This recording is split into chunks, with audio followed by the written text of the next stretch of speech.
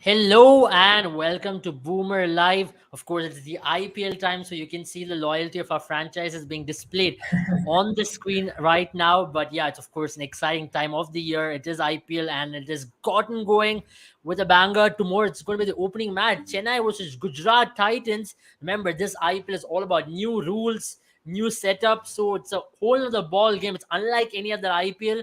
The excitement is almost at the peak. I've not seen this kind of excitement since 2020 because during the COVID year, people anticipated for the IPL. The last 2 years, it was on and off, but now this IPL, there's a lot of anticipation because people want to see how the Impact Sub is going to be used. If you haven't already checked out our episode on Impact Sub, please do check that out. It's a podcast which we have released. It's a funny one as well. So do check that out. Now, today we're going to be talking about all the teams and, of course, how Impact Sub is going to be used for every team as well. Because something which we cannot predict is how teams are going to use Impact Sub, but we definitely can talk about it, how they should ideally use it in conditions as well. So I welcome both of you gentlemen on the show. I think I'll start with Jaren, as you're wearing the Chennai colors already. Jaren, how excited are you about this IPL before we get into the teams? How excited are you? What are you looking forward from this IPL? I'll be very honest, really worried because there are a lot of injury scares that are happening in the Chennai camp as of now. But the whole Yeah. IPL has been that sort because there's been so much cricket that's being played. But you don't expect CSK, which has probably the least Indian players or least active players as well, in comparison to some of the other teams. You would feel that Chennai would be, saving themselves from an injury scare, but that's something that we are worried about. But I think overall, it's a new season, a new start, and I think initially the initial movements are going to be very exciting if that initial momentum is something that the team can get. But talking about a lot of things, I think one of the biggest things I'm really excited about is going to be that impact player. I think everyone is for sure an impact player. I believe at least a few matches, at least 3 to 4 matches, one team will have impact player being the man of the match.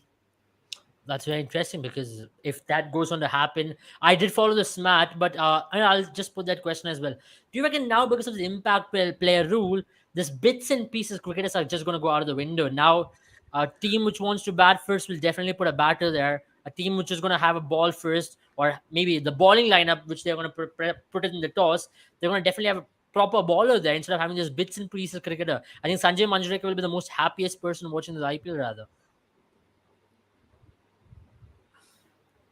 Yeah, I think so because especially because we are having a new format in the form of substitutions and impact players. I think they are going to play a very vital role, and I think teams going ahead will definitely pick up specialists. And I think it's the wise thing to do. I think you should strengthen your strength, like you should strengthen what you believe will win you games.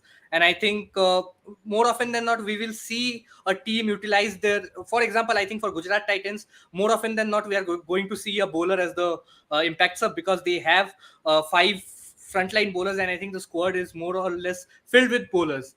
So bowlers and bowling all-rounders and batters as well. So I think like last time around, I think Gujarat Titans are a bowling heavy side, and I think they'll obviously look to strengthen their side and fill any sort of any even slight bits of weaknesses if they find it.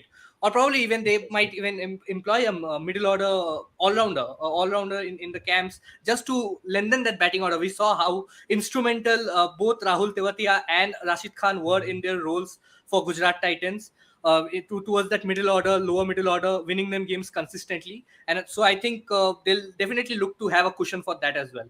So a bowler who can bat is something that Gujarat Titans will look to get. Interesting that you mentioned that. I think we will go into the first squad for the day. I think it's about time we talk about it.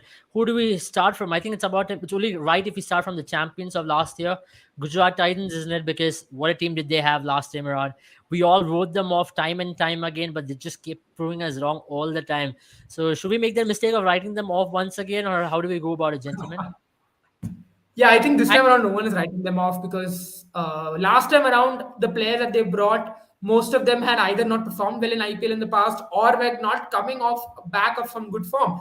David Miller, for instance, not someone who had performed well for quite some time. That was an instrumental year for David Miller. He changed his career around not just in IPL but overall as well. Similarly, Shubman Gill, there were questions on whether he's going to be a T20 player or not. And not just that, I think, and then there were a lot of players you felt like they would have to fill the squad with a lot of players. There were questions on how Hardik Pandya is going to be fit in. But all those questions were answered by Gujarat Titans. But this time around, when they're coming back after an hiatus of a year, you see all their players that have come into the team and that have stayed in the Let's pull the team squad have up. Yeah, all let's pull the increased the squad up profile. meanwhile. Let's understand the Yeah, I squad mean, and how they've they've. sure go ahead. As I was saying, right, while this squad does come on the screen, every single player has up their squad. Shubman Gill has become an amazing player in the span of 1 year. You would have to say somewhere, some place, maybe that confidence from winning an IPL has really propelled him. Hardik Pandya has become the captain of India's T20 team for a long time, even though it's not officially called Yeah, yet. He's yeah, definitely the future. That's what people are looking at. yeah. He's become a lot more mature. Rashid Khan, by the way, I think he's bowled over 100 overs without giving a boundary at this point in time in T20 cricket, in T20 Not 100 internationals, if I'm overs, not 100 wrong. balls. 100 balls, rather. I think it's 100 overs or 100 balls. No, 100 balls, 100 balls. 100 overs is a lot of It's overs, my 100 friend. balls, yeah. So now, Yeah. if you really see, this team is really setting up well. And that's where I think, except for maybe a death bowler, I think they're all set and ready to go. Even someone like Kane Williamson, I know he's shown form in the red ball format, but he's still middling the Yeah. ball well if you've seen that New Zealand Sri Lanka series. So all of a sudden, this team is just coming together on paper. This team really looks like full of people, players in form. Interesting that you mentioned that, because a team which is promised to do well this time around might not do well as well. But let's see, because that expectation is definitely there to go out and defend the crown. It's not everybody's cup of tea to come and defend the crown. Jenen might be knowing that better for sure. But Sandipani, I'll No, come to but you now. Let's see how this team is, because last time around as well we had an elaborate discussion on one team, and we all aware of the same point that this team can definitely not make it to the playoffs. And that's something which we all did agree for the first time, unlike the other times. And that's something which we all were proven wrong as well. So, man, your thoughts on this team? Because I personally like the squad from what, and we did give initial hints as well after the first couple of matches. This could be possibly the Rajasthan Royals of 2008, and that's exactly what went on to happen. Young team, young core, nobody gave them that expectation, but boy, did they just go out there to pull everyone out of their seats and just watch them play. yeah, definitely. I think it really did turn out to be the Rajasthan Royals of 2008. But having said that, I think we all know what happened to Rajasthan Royals come 2009. So Yeah. I feel this time around, I will stick to my last time's prediction of this team not making it to the playoffs. Because when you consider this team on paper, at least, you had probably only two consistent performers in the team, because Shubman Gill was not a sure shot T20I starter last time around. Hardik Pandya was coming back from an injury, and then you had David Miller, who was not in a form. Probably apart from Rashid Khan and Mohammad Shami, this side did not have the balance that could take the sort of win any game at any time and put on those consistent performances. But what Yeah. happened? Shubman Gill scored some runs in crucial situations, and then Hardik Pandya, David Miller just hit form, and they were just the backbone of that middle order. And you had performances in the bowling department from uncanny customers like Alzari Joseph. Alzari Joseph for Mumbai had that one spell of 6 for 12. Apart from Hmm. that, I don't think But Alzari don't you reckon Joseph. at this point in stage, Alzari Joseph is in like proper form? Just you just watch the South Yeah, African series, yeah. or now if you That watch is SA exactly what I Twenty was as coming well. to. I mean, last time around, they did not have these sort of players who were expected to do big. I mean, Alzari Joseph last time around was not a household name.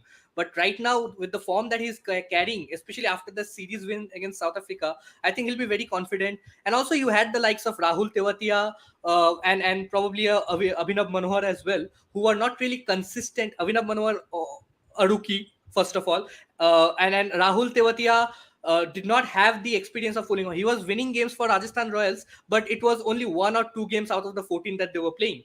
But for Gujarat Titans, his performances became consistent. And Riddhiman Shah at Yeah. the top of the order, I think his performances were instrumental as well, because he allowed Shubman Gill I that mean, time to sort of. yeah, Yeah. you talk about it, but if you look at the strike rate, it's not quite impressive. But he still did manage to score those No, but I crucial think if you runs if in you the just power take plays, out. man. Yeah, but if you just take out his strike rate from the power plays, I think it will be much greater than 122. I think But that's whenever also he has. how Gujarat Titans did operate, right? They did not Yeah. require batters with high strike rate. If you just go back to that stat that we saw, I think that's probably also a recipe for how you win an IPL game, right? Where you have at least three batters who are scoring consistently for you above, that is above 400 runs in a season.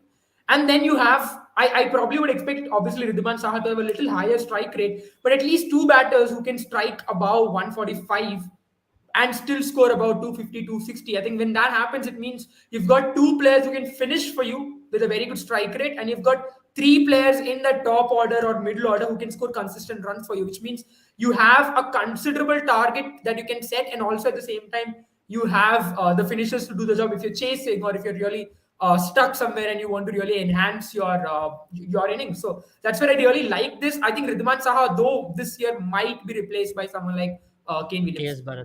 KS Bharat, Or I'm KS saying. Bharat as well. Actually, KS Yeah, and Bharat I is think much they more. with Yeah. David Miller not being available for the first few games, I think they might even go with Matthew Wade at the top of the Mm. order, and then they can have a Shikhar Bharat as an impact substitution. I think we are talking about impact subs. Interesting. I think Shikhar Bharat or a Riddhiman Shah, I don't know how much he'll be utilized after once the power play is over, Yeah, but I think yeah. Shikhar Bharat is a very good option that they can Very interesting, employ. isn't it? Because I think if you ever put a predicted 11 for them, maybe we can just talk about Shubman Gill being the sure starter there. But who do you see opening? So Ridhiman Shah has not played a lot of cricket since last IPL, so I that's a think for major, tomorrow it's major going to worry be for them. Matthew Wade. Matthew Wade, yes, but do you really see Matthew Wade as an opener for the long term? Can he just be number 7? Because that's his most identified role, what he does in T20 formats across the world. He's much more comfortable finishing games. Maybe even Gujarat would have identified that at this point of stage that he's much better suited to be batting at number 7, number 6. Just put him in the tough situation. He can pull you out of the hole. But maybe batting in power play against a moving ball, something which Matthew Wade has always struggled throughout his career. Why do you want to expose him there? Why don't you put someone like a Srikar Bharat who's got an India cap now, a much confident cricketer, and he's done decently in IPL whenever he's gotten an opportunity.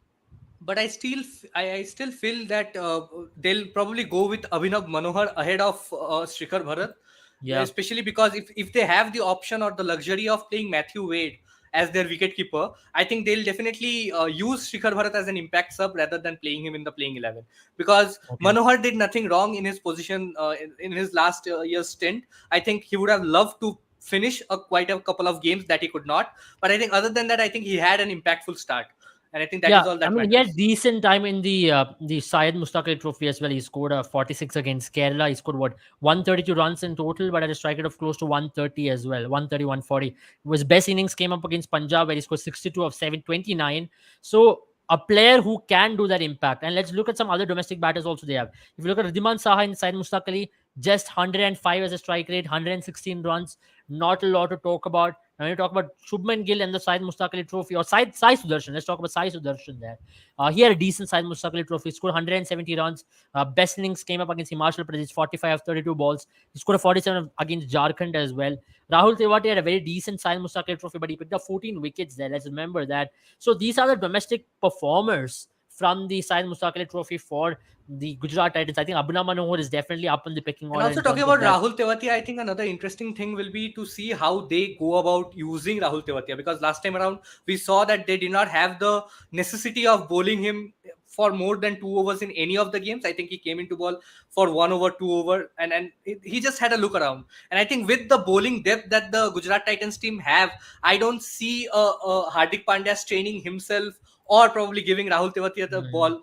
I think they are going to be predominantly used as batters, and Rahul Tewatia mm, will have to perform the role of a finisher this time around as well. mm. Other than that, I Jaren, don't see the that's batting what I'll depth. also ask. Who are your 4 overseas picks before we go into the next team? I think for me, Matthew Wade will still play because he's had an excellent series in India after that horrific IPL. He's not really done well in IPL, but as you perfectly put it, because he's very good at finishing games. He has shown that once the ball is dead and done, then he's really good at it. I genuinely also think that Hardik Pandya will be the player who will still take up the new ball, because I don't think he's going to relinquish that duty from what he did Yeah. last time around. But for me, my fourth foreign pick is going to be I would still go in with Kane Williamson. I know he's not someone who's had a lot of T20 experience, but there's a reason why he's been put in the squad. It's just to extend that batting lineup, and I would go with Kane Williamson. And when David Miller returns, then David Miller, yes, and Kane Williamson might take a seat back. It'd be probably Kane Williamson, Matthew Wade, and Rashid Khan and Alzari Joseph. This is what I say the four players are going to be. Interesting, because if you look in that if you look in that bowling attack, of course you have Mohammad Shami. How long do you think Mohammad Shami? Last question: long do you think Mohammad Shami can even persist for this IPL? Because 14 games, travel days every day. You have to play on and off, home and away, and it's not gonna be easy for someone like Mohammad Shami. You reckon he will be? You won't be available for all 14 games. And you can expect someone to replace him through the course. Even if that's going to happen, who's going to do that? Yeah, I think 14 games I, is a long time. Yeah, go ahead.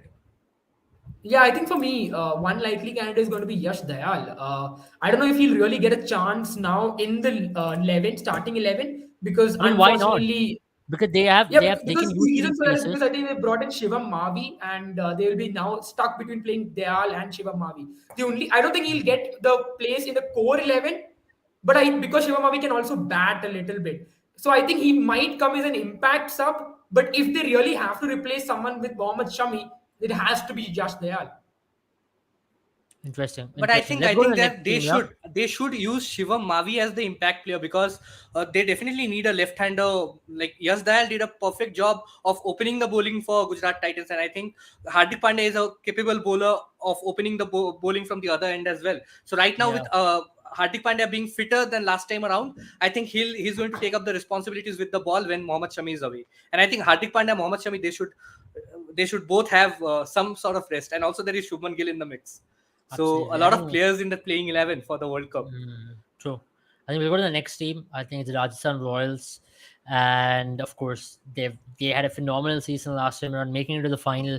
Not a lot to change, but then the major hit for them came right before the IPL, where Prasidh Krishna was ruled out. I think that's a major hit. Invested close to 10 crores on him last time around in the auction. Did pick up a lot of wickets for them as well, close to 20 odd wickets there. But now it's a different season altogether. Chehel not being in form, Quen Bolt not playing a lot of cricket here and there. Definitely, you have to talk about someone like Josh Butler as well. Can he replicate that season which he had last time around of scoring 800 odd runs? How much can Sanju come back now? Sanju has a point to prove as well. A selection is definitely there on the grasp for him. He can actually perform well in the IPL and then put his hand up for the World Cup squad as well. There's a lot of pressure on that as well. Now talk about Shimran Hetman, not played a lot of games, being out of contention as well. Ashwin there and thereabouts. Do you really reckon this team can really repeat what they did last time around? Anybody Yeah, want I to take? think. Yeah, I'll take it. See, I think Yeah, another team that did wonders last time around and performed way beyond their beyond expectations of a lot of people. And I think even though they had the team and we believed that they could make it to the playoffs, but I think they wouldn't have fancied their chances of making it to the finals with the paper with the squad that they had on paper, especially. And I think they could perform such miracles because of Josh Butler's immaculate form. And I think it is going to be very difficult to replicate such a performance.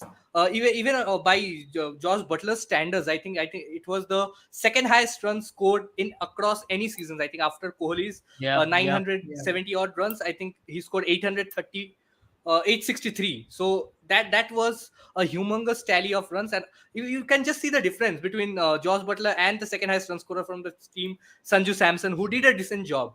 But the problem this time around, like you mentioned, a lot of players not being available and not being in form. Apart from Yeah. that, even if you consider, I think Jason Holder will be a great addition to the squad, because I think if you Mhm. don't consider Jason Holder, I think they would have found it very difficult to have that playing like four foreign playing options in that 11, because Josh Butler is one. You probably can argue that Obed McCoy can be another pick that they can tinker around with. I think Shimran Hitmire can be the third one, and also they can Mhm. go in with Jason Holder for sure. I don't Well, see that Joe Root means play. you're not playing Josh Butler, are you? No, I said Josh Butler, Obed McCoy, Jason Holder, and the fourth Let's look at one, the I think, squad, right? Shimran Who are their Hetmire. options? Who are their possible options? If you look at that squad, you can understand that they have got plenty of options up there, especially when you talk about the overseas picks. Now, that's my interesting question. Can they really play with three overseas players, and the fourth player can be that impact substitute? Because this is one team who can do it, right? Yeah, Now, they definitely. can, Because I was just coming out to that point. Because if you want to fix it, three players that are going to make it to the playing 11, if they want to, I think Josh Butler, Jason Holder, and Trent Bolt are going to start, and they'll have the option of either playing Obed McCoy or a Shimran Hetmire or probably a Joe Root based on form and requirements. So I think they can even go For in with me, three foreign players. yeah. Yeah, Sandeep, I think I'll disagree a little bit with you. I'll pick the same players, but I'll go in a different way. I think for me, it has to be Shimran Hetmire. It has to be Shimran Hetmire, Josh Butler, who are going to be the consistent ones. I reckon what they have is they have Indian bowling depth. Even though Prasidh Yeah. Krishna is really missing, and you would say that in terms of player profile, they would have wanted a little bit more than what they have with Kuldeep Sen and Navdeep Saini. But what I really think is Joe Root and Trent Bolt are not exactly a bad cause for substitution. And the reason I say that is because Joe Root is a pure bowler, and I don't really think they require a spinner of the capability of Joe Root, because England requires him, yes, because he's probably England's second best spinner. But I don't think Rajasthan requires him at all, because they've also got someone like Adam Zampa in there. So now what they can really do is they can ask Joe Root to be a player at number 3 or number 4 or however they want to fit him. And then they can replace him with Trent Bolt, because that extends their batting lineup. I mean, And then I Joe have Root. another interesting theory as well, right? Joe Root can be used on occasions where they really want a batter where they are struggling to score runs. Maybe there's a top order collapse. Then they can bring I in think Joe they Yeah. Root. can use On Joe Root other like Vander occasions, they can try Dussen. another all rounder as well. See, they've got plenty of options when it comes to all rounders. Let's pick up that squad once again. Who are the options they have? Now, when you talk about this year's buys, they've gotten Adam Zampa. They've got someone like Donovan Ferreira, who is a much better option than Joe Root if you're talking about finishing a job for them. So they can go in with three foreigners, likes of Josh Butler starting and Yeah, Shimron I think. Hetmyer locking in Yeah. alongside Trent Bolt. Now the fourth option, in my opinion, the lineup should be with Josh Butler, Yashasvi Jaiswal, Sanju Samson, Devdutt Padikkal, Shimron Hetmyer, Riyan Parag, and the seventh option can be Akash Vishist. For me, I've been a big fan of him, how he has batted in the side Mustaq Ali Trophy as well. He can be that player who can be told at the start of the season that, okay, we will substitute you more often than not, so get ready for that. On occasions, when you need a bowler, you can substitute Akash Vishist with a bowler. It could be Obed McCoy. If you need death Yeah. bowler on a spinning track, you can bring in Adam Zampa instead of him. And if you need extra batting, or you can bring in Donovan Ferreira. Or if you need a player like Jason Holder, you can bring him there as well. So there is these four players, these four foreigners can be, revolved around with the position of Akash Vishist, which I think is a decent option. What do you guys reckon about that? Yeah, I think. I Wait, who are your three players again? Abel?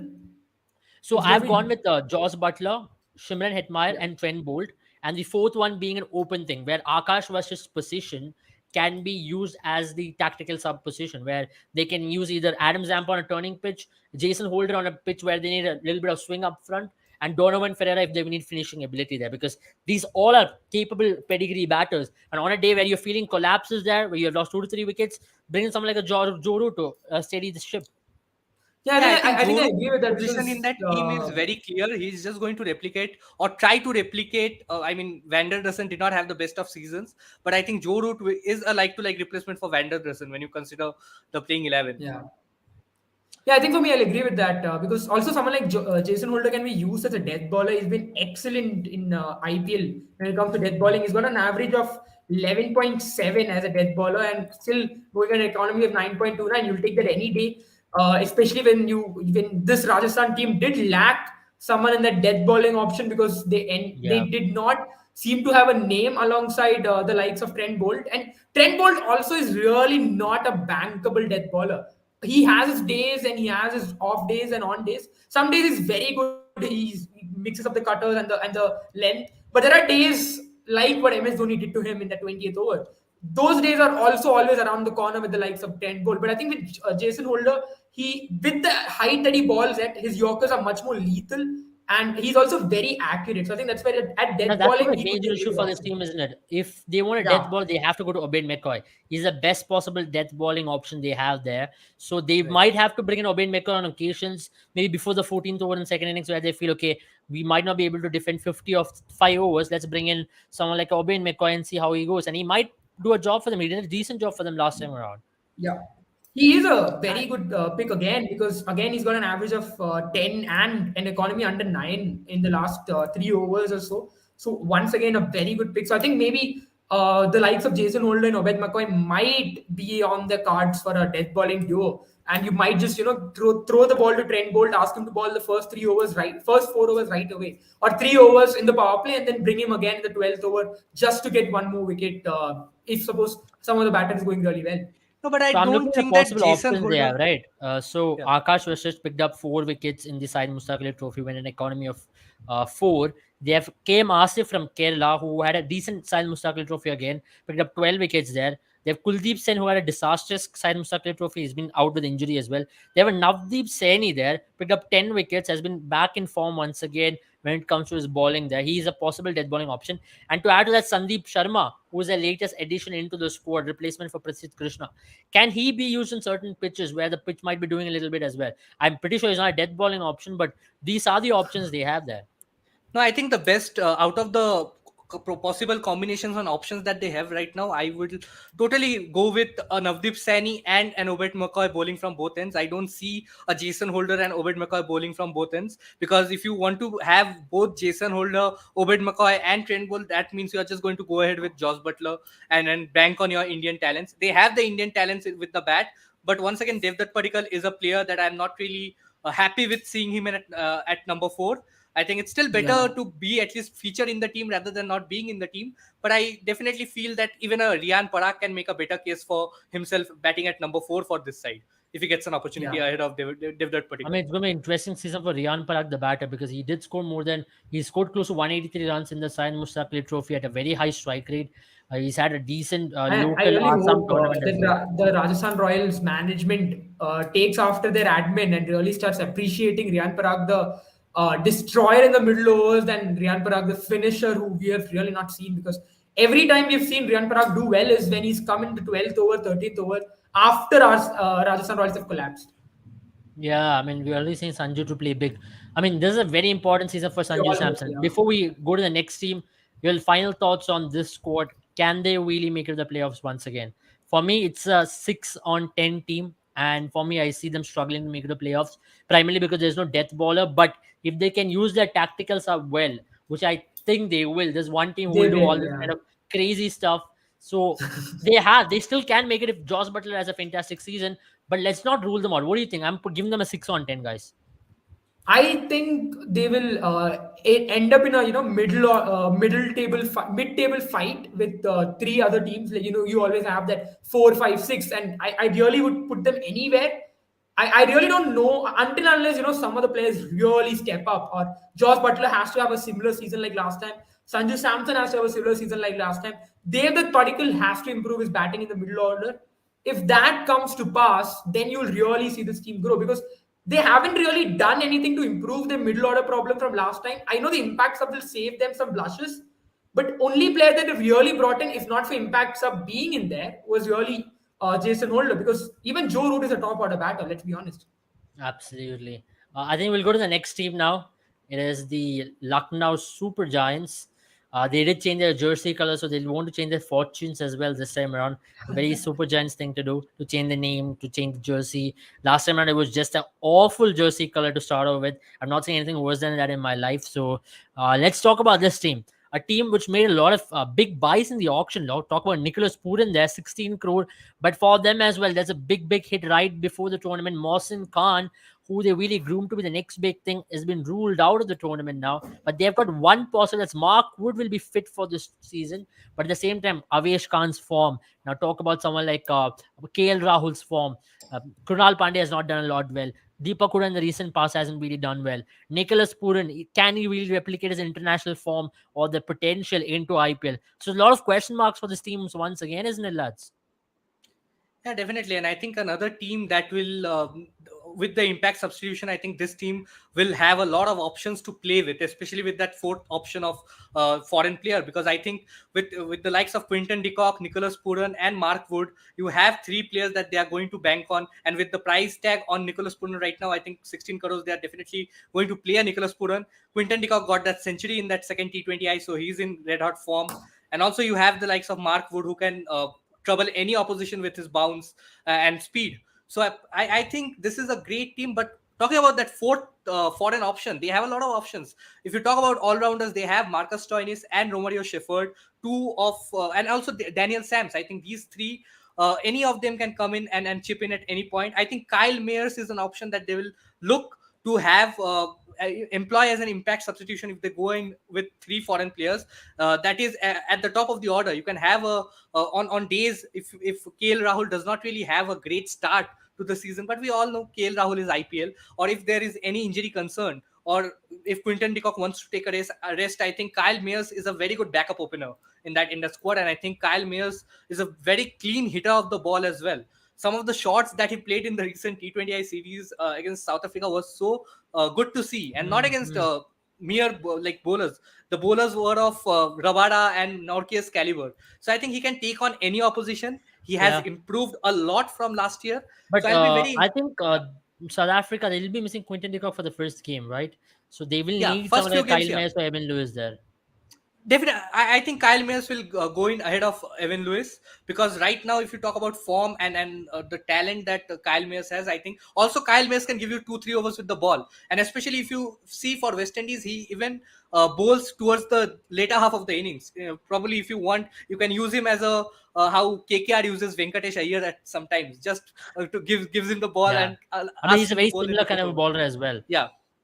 So I think Kyle Mayers will definitely fit into that playing 11 if Quinton de Kock misses. Other than that, I think they have pretty good all-round options as well if you talk about foreign players. But Yeah. like you mentioned, the form of KL Rahul, a big concern. The form of Avesh Khan, a Yeah. huge concern, especially because Mohsin Khan is not going to make it. That's interesting because I'll bring the bowling stats of these ball players before we go into the batting stats. Now, if you talk about Jaydev Unatkar, phenomenal bowler in the red ball format. Maybe he could be the like replacement for Mohsin Khan, you can say so. But when you talk about Karan Sharma, who's also a UP's player, he also is an all-rounder. He also bats and balls. He picked up 8 wickets in the Syed Mustaq Ali Trophy. Kunal Pandey had a very underwhelming Syed Mustaq Ali Trophy once again, just picked up 4 wickets there.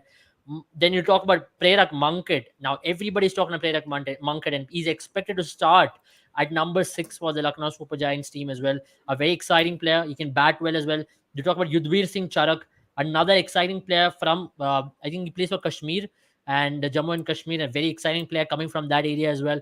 Yudhvir Singh Charak, a player to watch out for. He picked up a couple of wickets. He just picked up 1 wicket in the Syed Mustaqil Trophy at an average of 101.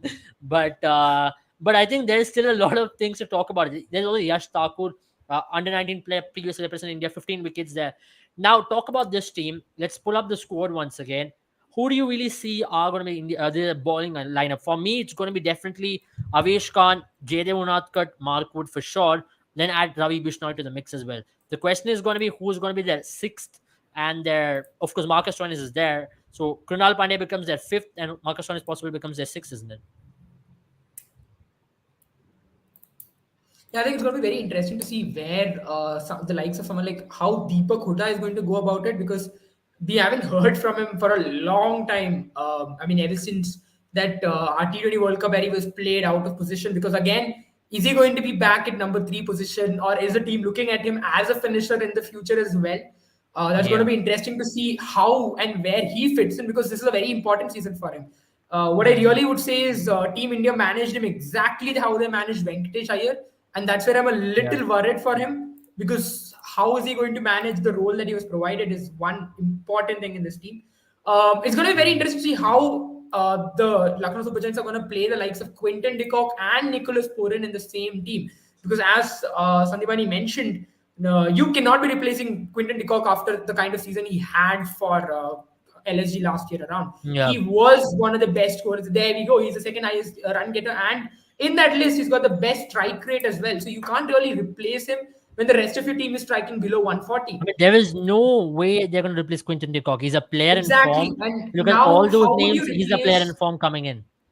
Yeah. Yeah, but then now you have to play Nicholas Puran as well, because you've broken the bank for him, and that's the reason why we So it's very simple, criticize that right? buy right You're away. gonna definitely have a Quinton de Kock, Nicholas Puran in your top five. Then you're gonna have Yeah. Marcus Stoinis as well. Let's put three foreigners in their top six. Then you're gonna have a Mark Wood as your fourth foreigner. The rest is about how the Indian core comes into the party. Yeah, Correct. and So I I think think also they're talking not about going the to Indian be. core, I think KL Rahul is going to open. You have Deepak Hooda at number 3, because I don't see him batting at any other position, especially after the last IPL. And Yeah, and then you can have probably at number 4 there will be Nicholas Puran. At 5 you can have Marcus Stoinis. At number 6 I think Krunal Pandey will step up at number 6, and then you can have the lower with at number 7 you can probably have the likes of, there is a lot of options. I think you can go in with Krishnappa Gautam, for example, but I would still prefer if they go ahead with a Prerak Mankar or probably a yeah. Ayush Badoni as well. But Mhm. I think Prerak Mankad, after, especially if you talk about the domestic season that he has had, Yeah, and especially yeah, Saurashtra going on to win the Ranji Trophy. Okay, Ranji Trophy does not yeah. really matter, but I Well, think, let's talk uh, about one of the innings which he played against Mumbai, where he scored 65 21 balls.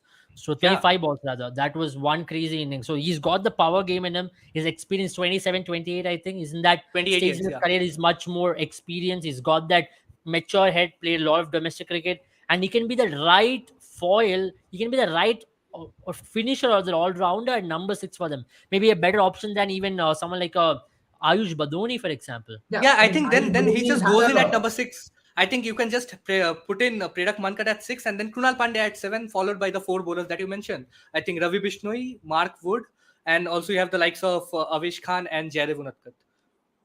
That's decent. I mean, I'm also looking at Karan Sharma as well, another batter who had a phenomenal season in the Syed Mustaq Ali Trophy. Scored close to 219 runs, 239 runs and 208 balls. But I think that's still very underwhelming. But even Ayush Badoni had a half decent season by scoring on 125 runs. He was batting at number four, number five for the Delhi team. You reckon Ayush Badoni can be back a little more because he was backed as what baby AB, called him all those kind of names, and all of a sudden you backed him to be a finisher, and all of a sudden next day you're like, well, you should bat at top of the order. He failed there, and you dropped him out of the squad. Didn't make no sense to me at all.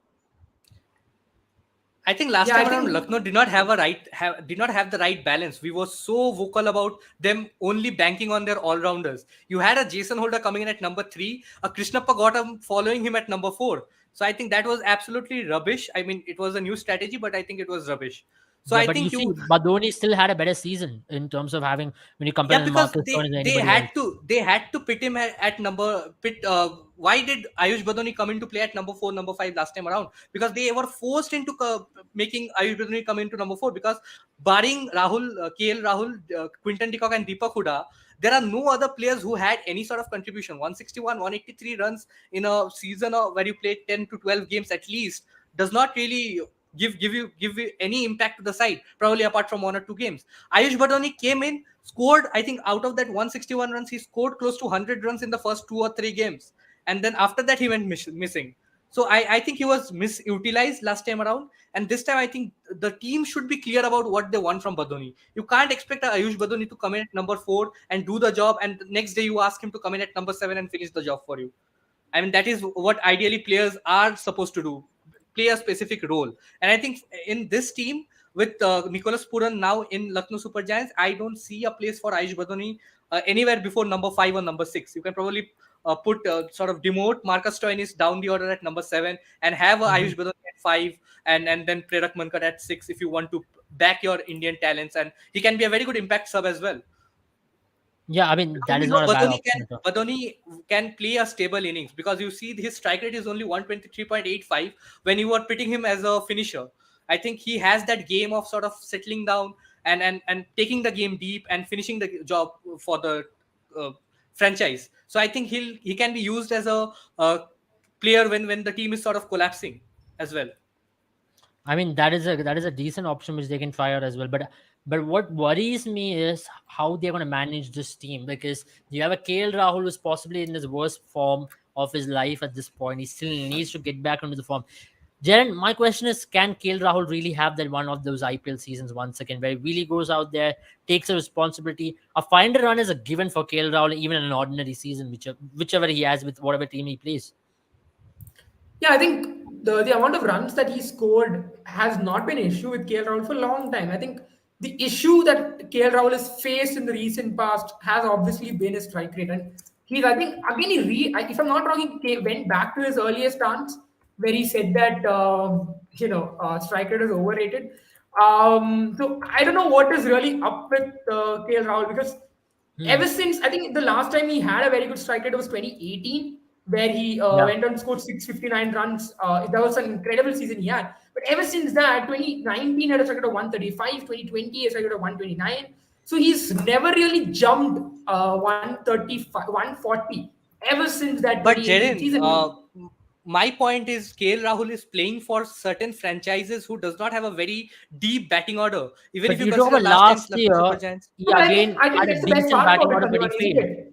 If you And I really think look he at it, 2018 Punjab was also not a very deep batting order in itself. It was really KL Rahul, Mayank Agarwal, and Chris Gale once in a while who really saved their skin. But tell me this, But guys. Last year, he had possibly the best batting order to play with, right? He had exactly, Marcus Stoinis, he precisely had my Krunal point. Pandya, I he had think Jason Holder to that list, he had exactly. Krishnappa Gautam at times. So the batting was Yeah. definitely there till 8, 9. Even Avesh Khan would come and tonk around a little bit. So he had definitely batting till 8 or but 9. I But think you're But talking still, about I but genuinely feel he's not even though he's trying, I think I can still understand if the idea was to make everyone bat around KL Rahul. But even the issue with that is someone who bats at a strike rate of 135 is really dragging your team down. You saw the kind of innings he played against RCB in that playoff. That is exactly what changed the game for RCB, right? Because you felt it was a doable target for LSG, but KL Rahul never really got going. And that has been an issue with him. So I really feel more than the runs that he scores, it's important that he ups the ante, starts yeah. striking at 145. And that's where this team really struggled as well. As we saw in the previous graph as well, no one except for Quinton de Kock really was striking above 140. And that's not a Yeah. good recipe when it comes to a T20 team. But yeah, And I'm I sure think they'll be hoping right this time after they change that around 2018, from 32. right after 2018, I think KL Rahul became like started to fear for his wicket. I mean, he was scoring those runs with ease. He was getting those 60s, 70s, and the only reason why KL Rahul's strike rate is in excess of 130 Yeah, is because of the starts that he gets and the finishes that he makes. Once absolutely. KL Rahul in that middle order or in the middle overs is an absolute runnable player. I mean, he goes around at a strike rate of 100. Bar the Absolutely. power play and the end stage of the innings, I think KL Rahul needs to up his ante, specifically after the power play. Once he is Mhm. set, he should play a bit more fearlessly. Yeah. Absolutely. I think that's about it from Lucknow. Let's go to the next franchise. It is the Royal Challengers Bangalore. You can see the smile on my face right now. Let's pull this score up on the screen. Way before the IPL started, once again for this team, not a lot of It's things all are right, working Abel. well You for don't them. have to cry. This will be your I'm not year. crying, lads. So I'm just talking about how this team is possibly lined up and what to expect from this team. Last time around, finished fourth, all thanks to Mumbai Indians for helping us with that helping hand and went on to defeat Lucknow Super Giants in the eliminator, with Sandipani witnessed right in front of his eyes. And of course, uh, lost in the qualify number two to Rajasthan Royals, with Joss Butler scoring 100 against Royal Challengers Bangalore in that game. But this time around, way before the IPL started, there are some bad news for them. Will Jacks pulled out of the tournament, so that's a big, big miss for them. Glenn Maxwell just recovering after injury and coming. There's a lot of uncertainty with Rajat Patidar there, and Asaranga will only be available from the third game for them, and also Hazelwood available from the half of the season. He's definitely going to miss half of the season, but they've got replacements and Reece Topley, who they went about in the auction. They've got the other players. Finn Allen is definitely part of it. Then Mohammad Siraj back into form. Virat Kohli is back into form. Two bright spots from the last season. Two players who were extremely out of form last season was Virat Kohli and Siraj. But this time around, before the start of the season, they both are back into form. Both are really having a very good time in the international circuit. Can they really convert it? Now, you talk about Faf du Plessis. His strike rate has been phenomenal in SA20 and other leagues he's played. Gone up to 160 to 183 in the power play. So that is very interesting to see as well. I'll start with Jaren. What do you reckon about the Royal Challengers Bangalore? Because I don't want. I will talk about it later on, but I just want to know your opinion on this. Yeah, I think probably one of the players that they're going to miss is the likes of Josh Hazelwood. If he's not available, and that's going to really hurt them because he was genuinely one of their best performers. After a long time, you've seen. I mean, I know I have to take credit for Hazelwood, but that's how RCB is known to operate. They are looking at CSK to develop players for them, but that's all right, forgiven. But having taken 20 wickets, at an economy of 8.11, the kind of overs that he bowled, I think that's where RCB really gonna miss him because it's after a long time, someone like Josh Hazelwood came to the party where for RCB, where a seam bowler who was able to do what was required. He was able to do the best of jobs for in the death overs and in the power play. So although I really think one good thing for them is the fact that Siraj's come back because Siraj can do exactly what Hazelwood did. and he's been doing that for the Indian team in the one day format as well. And I really believe that in the T20 format as well, he'll be able to convert it in the IPL. So I mean, that's talk one about thing that I'm really Siraj's happy about. 2022 season, 2021 season. He had a phenomenal season in the IPL, bowling the tough overs, picking up wickets up Yeah. front. But somewhere or the other, last season, he just went out of the radar. All of a sudden, the worry was, is he becoming the Siraj of 2019? Something coming to you. We've often spoken about how Glenn Maxwell and Dinesh Karthik has to do a lot of the work for this team in the middle overs. You reckon RCB are still lacking that proper Indian batter at number 5? Or can they really identify or groom someone this time? There's someone like a Manoj Bandange there. There's someone like a Suyesh Prabhudesa and Mahipal Lumror. So what is RCB's biggest weakness leading into the season, Sandeepani? Yeah, I think that middle order, because if you talk about once, see, Dinesh Karthik was also used as a floater last time around at number 4 to sort of come in and finish the game for you. But apart from that, if you have Virat Kohli and Faf du Plessis opening the innings for you, they are definitely going to miss Rajat Patidar at number 3. So you can probably have Suyash Prabhudesai or a Mahipal Lomror coming in and batting at the top of the order at number 3, because I think they have the game. Anuj Rawat is a player I feel who needs to up his ante, because especially last time around, some of the starts that RCB got, especially put up a lot of pressure towards their back end. That is why Dinesh Karthik had to play at a strike rate of 200, and you had to depend on the likes of Glenn Maxwell and Suryash Prabhudesai at certain instances to do the job for them. Once Rajat Patidar came in, there was no place for Anuj Rawat. So it will be interesting to see whether they go on and bring back Anuj Rawat at number 3, because I feel that they can bring in a Mahipal Lomror at number 3, and he'll do a far better job than what Anuj Rawat can pull off. So I'll have Mahipal Lomror at number 3. Then you can have Glenn Maxwell at 4, Dinesh Karthik at number 5. At number 6, you have the Shahbaz Ahmed or Suyash Prabhudesai. You can probably have Shahbaz Ahmed at number 7 as well.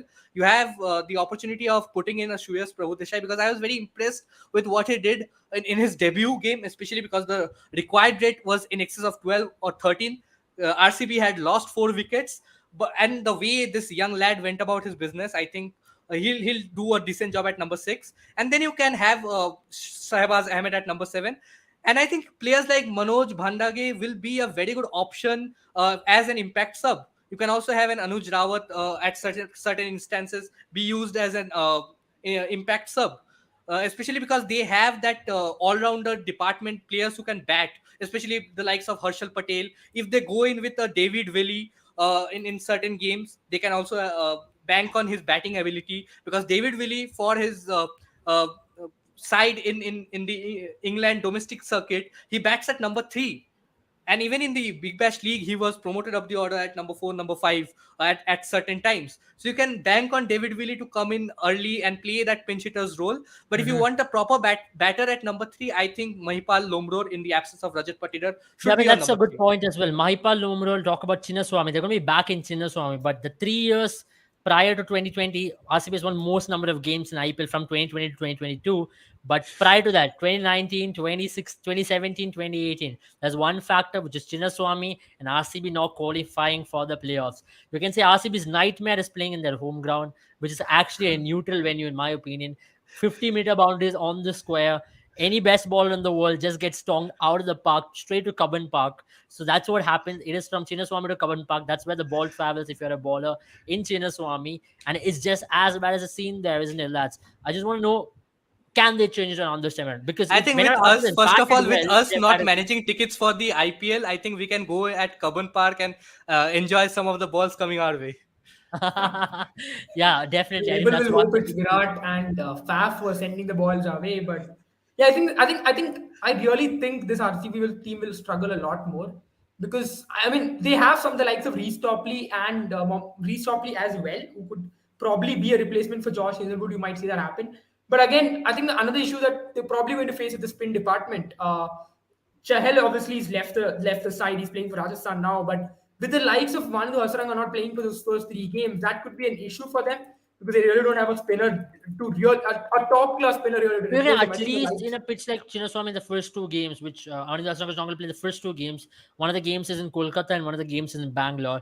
If that's not going to be as big an issue, maybe towards the Of latter course, end, talking about going to Chennai, going to Lucknow, these pitches where it's going to turn a lot more in comparison to Chennai, compared to RCB's ground as well. Yeah. At least there they can maybe cover up with maybe someone like Michael Bracewell, who can bat also quite a bit. He's a decent But bat. I think He's, in the he's likes a, of Michael Bracewell, he's always going to be a second rate. He's always going to be a second spinner. He's never going to be a first spinner. And then you really will have to manage those overs between the likes of Glenn Maxwell, Michael Bracewell, and Suyesh Prabhu.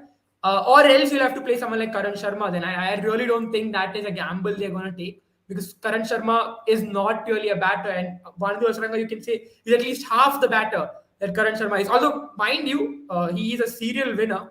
Wherever he's gone, he's won. So maybe RCB does have a title coming for them. oh yeah, that's something which I really hope, but then I don't believe in superstitions. But let's talk about a final say. Before we go, how can RCB line up this time? As Sandeep mentioned, it could be Virat Kohli, Faf, then maybe Mahipal Lumra to start off with. Then you might have a Glenn Maxwell at 4, Suyesh Prabhudesai or Manoj Bandange at 5. Then you have a DK, Shabas Ahmed, Michael Bracewell slash Hasaranga. Then you can have Harshal, Siraj, Topley. That's a long batting order. 9 people who can bat. Yeah. That means RCB should not really worry about having slow starts. They can really I back think even themselves to go Topley out. can swing his bat around a little bit. He can hit the long handle, which means I'm pretty sure till you're number Siraj 10. can't, so everybody else can. Oh wait, I think Siraj did have that slog sweep in the red ball format. So I'm just maybe you not have to going to change talk the. about it, lads. Rohit Sharma knows better than anyone how good Siraj can bat, But I think and Michael Bracewell is a player. I think he's a batter, well incapable of batting at number 5, number 6. I think he's a way better batter than a bowler. He has had tremendous success bowling for New Zealand in T20 internationals. It is a surprise that he manages to pick up so many wickets in New Zealand conditions. But I think he's a great batter. I think as the years go by, I think he started uh, at a age where he did not have too many years to play, and with the likes of yeah, Mitchell Santner being in that New Zealand side, he rarely gets a go ahead of a Santner. But I think Michael Bracewell, if New Zealand utilizes him properly, I think Michael Bracewell can bat well at number 5 or number 6 for the New Zealand side as well. And I think he can be used as a pinch hitter for RCB if you want to yeah, fill that number 3 role yeah. of not having a Rajat Patidar. Yeah, I mean that sounds very nice as well. I think that's about it from RCB's team. I think we'll go to the next team. Who finished number 5 on the table, guys, last time around? Anyone? Any guesses? It's Delhi Capitals, if I'm not wrong, because of that one no Yeah, it was ball. Delhi Capitals because they are the ones who missed out, and we'll talk about them. But let's talk about Delhi Capitals. What do you guys reckon? Way before the IPL started, once again, I've been using this term way too many times this time. I mean, the entire show has been about how a team has been hit with an injury before the IPL started, and even with Delhi Capitals, it's been Rishabh Pant. Unfortunate, very very unfortunate to miss out on the IPL way before the even IPL started. And David Warner has been named the captain. Rishabh Pant is there definitely on our squad list, but he's withdrawn.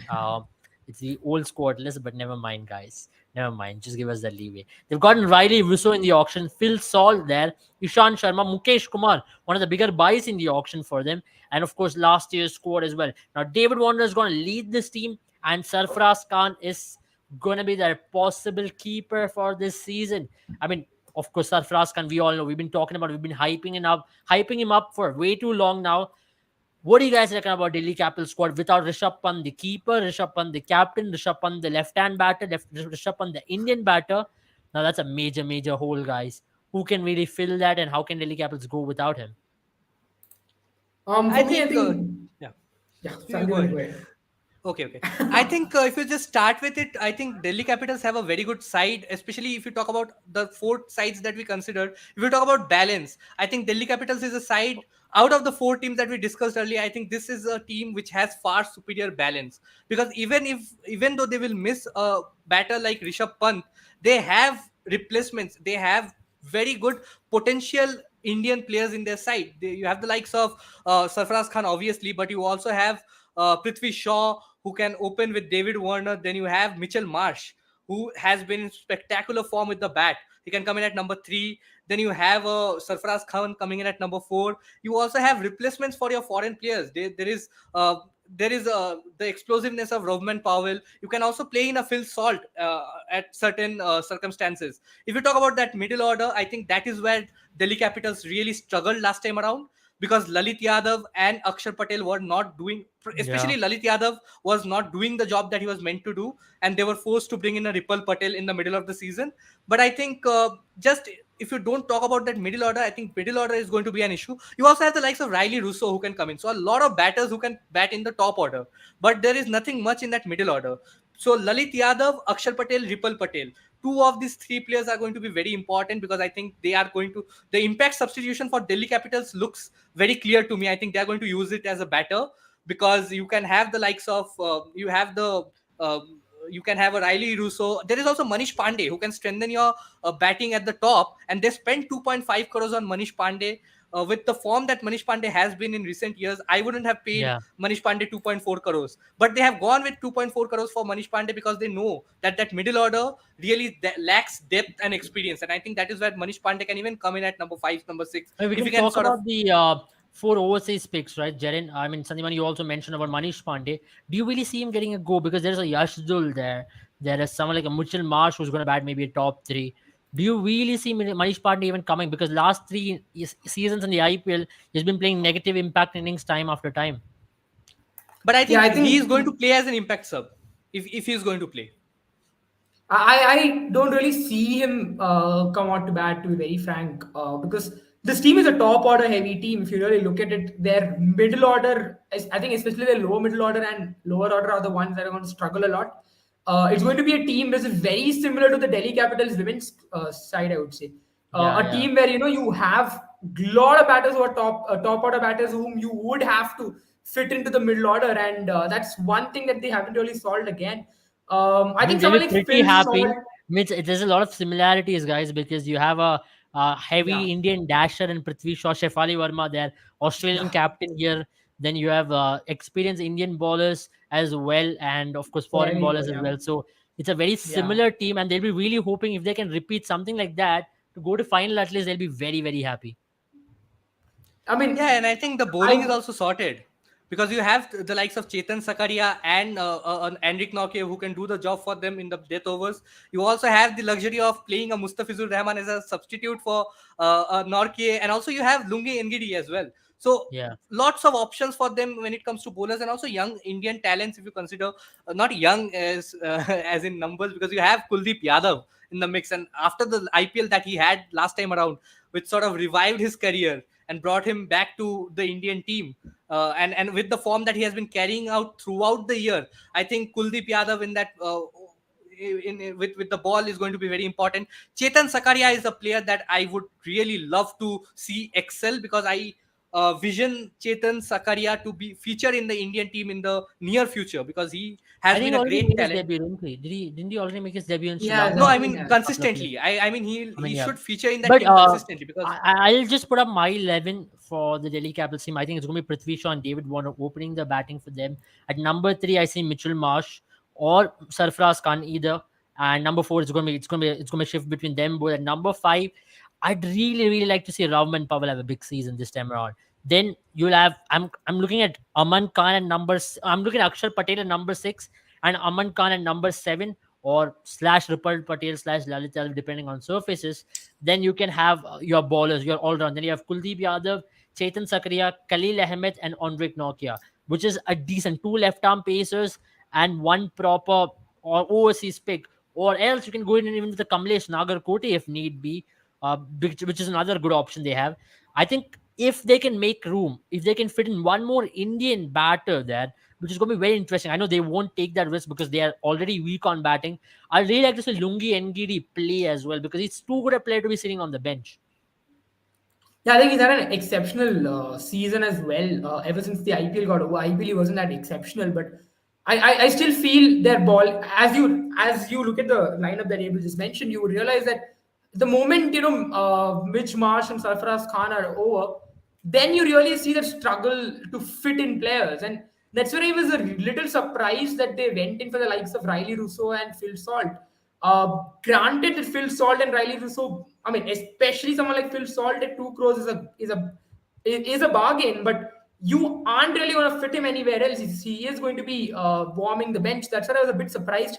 I really felt they would have gone for a lower order batter who couldn't ball a bit because that's where they lack. I really still believe that Robin Powell is a hit or miss kind of a player, the kind of player that Glenn Maxwell is.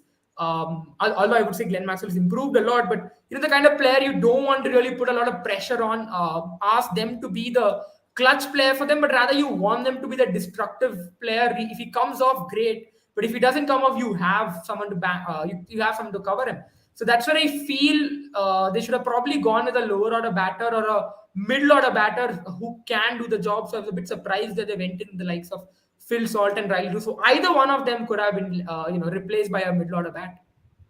I mean, yeah, I mean, that is interesting because there's also Riley Russo who they can try out. Maybe instead of Robin Powell, this can be another option which they can go in with.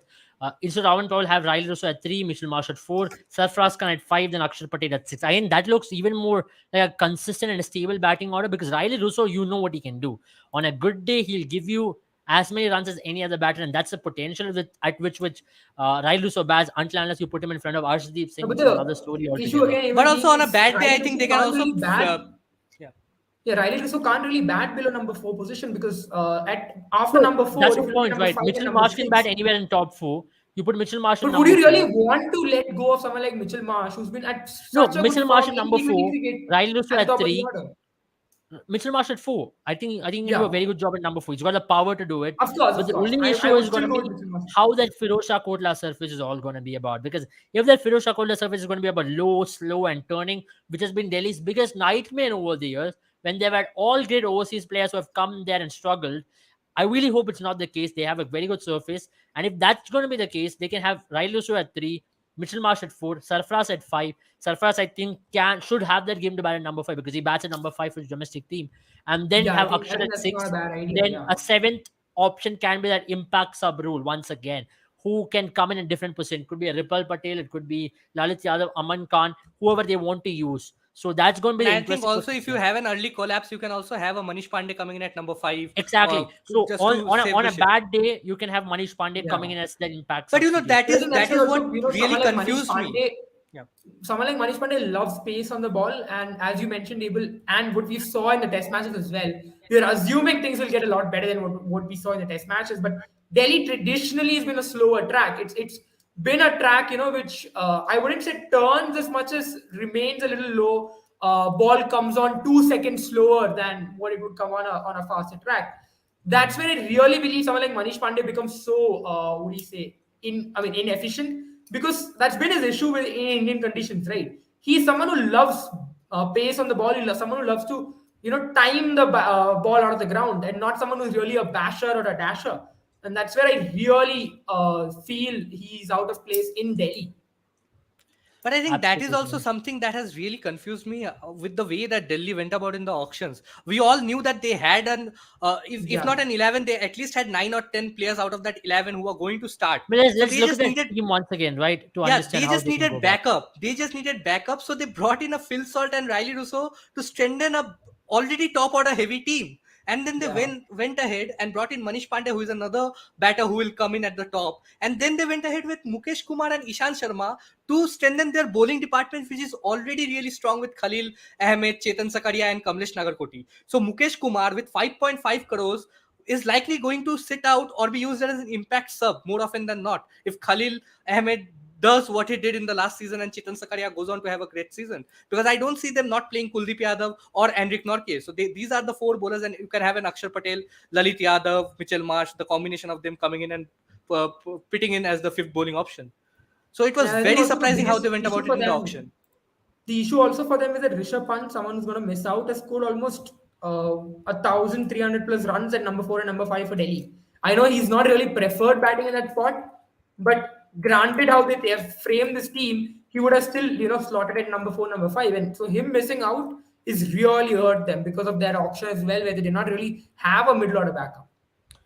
I mean, maybe because of that particular reason, they'd want to go in with someone like a Riley Russo to maybe mix that left-hander in the top 5. I know they already have a David Warner there, but having a left-hander in top 3, top 5 is very important. Though they have Akshar Patel, he might become at 6 or 7. I think this is a season where Akshar Patel should be batting at number 6 because he's been too good a batter for Team India in the limited overs format and also in Test to be batting at number 7, number 8. I think it's about time he shifts his game to number 6 and really go out there and deliver for them. If he can do that job for them, I think that really solves a lot of issues in there. especially because Delhi Capitals does not have too many all-rounders like the other teams. If you see Delhi Capitals or like playing or the squad, you will see that there are order heavy and Or can they go with lower the order Rahman heavy. Powell as well? Because Rahman Powell, I am expecting him to have a good season, but if he doesn't, that's going to be backfiring for them as well. Then the questions are going to be, why didn't he use Wiley Wiso? Can Rahman Powell be used to best of effect for this team? Yeah, it's very tricky. I think Phil Salt, Riley Russo, Robman Powell are three players who can change the complexion of the game single-handedly. So to be able to pick just one of the three players, it's going to be very confusing. And that is why I have been saying that Delhi Capitals were really confused. I don't know what they did in this year's auction. I think trying to raise other players' price, I think they just went on to hamper themselves. I I mean, mean, I Manish Pandey at also think 2.4 crores. they had a very bad auction strategy, but at the same time, missing on Rishabh Pant, that has been the biggest blow for them. Nobody saw that coming. Once that hit them, they really did not know how to really recover from that, and that was really put them in But Abel, I serious, would serious still have trouble. all rounders, especially knowing that I just have the likes of Akshar Patel and probably a Lalit Yadav out of form or a Ripple Patel as my all rounder options because Mitchell Marsh predominantly bats. So I would have really gone for the all rounders in the auction and not really spent all my money on top order batters and like specialist bowlers. Interesting, interesting. Let's go to the next team. I think that's about it from Delhi Capitals. I think it's about time we talk about the permanent number six team for the last three seasons. Of course, our favorite. It is none other than the Punjab Kings. 13th captain in the 16 years of IPL. Phenomenal team, immense success. Preeti Zinda is the captain and vice captain with Neswadia always. That's one permanent factor about this team. Everything else is temporary. Preeti Zinda and Neswadia are permanent, and everything else is temporary. New coaching staff once again. Tell me something new about it. There's every year new coaching staff, new captaincy, new players, and the same old a new name as well. Recently, I don't know. Next year they might come up with another new name. So it's a Punjab I would be Kings. surprised if they become Punjab Super Kings the way they are going right now. Absolutely. The biggest buy in IPL history in Sam Curran, 18.5 crores. And they've got a lot of players. Some exciting talent there, exciting youngsters. Shikhar Dhawan is their captain number 13. Hopefully, they want to qualify into the playoffs for the third ever time. They only qualify for playoffs two times in IPL history. One was in 2008, one was in 2014. They've not qualified ever before that in 16 seasons, 15 seasons rather. Now it's going to be 16th. I'm just counting that already. Am I manifesting it or not? Maybe I'll tell at the end of the squad analysis. But Sandibani or Jaren, anybody can take this up. Do you reckon this team has got it in them? They've got the dog in them to qualify under Shikhar Dhawan's leadership. Definitely, I think you guys are going to be surprised with Punjab Kings positioning at the end Every of year the I am point. Sandibani. I'm just surprised by them every year. Tell me something new. They surprise me all the No, no. time. Honestly, this time around, yeah, they went ahead. They really wanted Sam Curran for some reason. They really went hard for him. But I think they all in all they did manage to have a playing 11 who can sort of put in a performance because last time They around. managed to have a playing 11. That's not often a term which you use for any other team. They No, managed but to have. I was expecting worse from Punjab going into the auction table, but I was like, okay, they have the combination. They wanted to play a certain brand of cricket last time around. They wanted to be the England team in the test matches. They wanted to replicate their performances, go out, attack from ball one. It misfired or backfired on more occasions than not, or more often than not. But I think they have the squad. If you consider even though Bairstow is going to miss it, they have the likes of Liam Livingston, Sam Curran, and also very attacking options in the form of Bhanuka Rajapaksha, and also I mean Shah Rukh Khan really did not step up the last time around, Yeah, but yeah. I think they have the Jitesh Patel. Jitesh Sharma, Jitesh Sharma.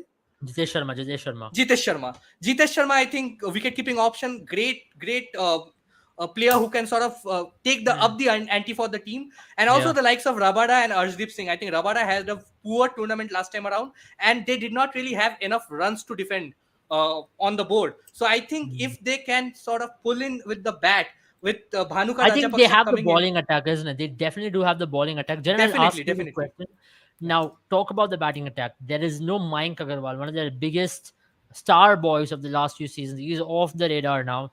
Now they have to come back to Prab Simran Singh. Prab Simran Singh has been that one player who's done phenomenally well in the last few seasons of domestic circuit, scored 300 plus runs even this year's side Mustaq Ali Trophy. But whenever it comes to him transferring that into IPL, has always failed in the limited opportunities he's got.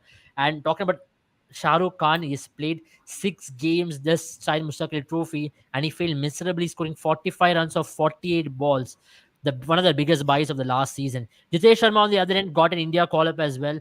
There's another exciting player in Harpreet Singh as well for this team. He's also bought by by the Punjab team this time around. Harpreet Bhatia Singh, that's his name. So, what do you guys reckon about this? What do you think, Jaren, especially because Prab Simran Singh might open with Shikhar Dhawan, but then the issue is going to be who's going to bat number 3 and who's going to bat number 5 for them, because then they'll have Sam Curran hopefully doing a job, and also number 7 is the issue for them. They have 3 major holes at this point for them to fill, and fill at a better rate as well. They would want people to step up in a way in which they can win matches. That's going to be one reason why this team is going to be behind the 8 ball game, you reckon?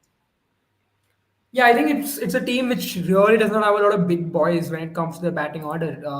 You look at the team, you have probably Liam Livingston, Shikhar Dhawan, are the pure batters who can really be I mean, they'll have to again replicate what they did last year, and that's probably the biggest issue, isn't it? Because they've got to rely on someone like Harpreet Singh Bhatia and Prabhsimran Singh, Jitesh Sharma, all these players to really push their batting. And last time as well, that's how it was.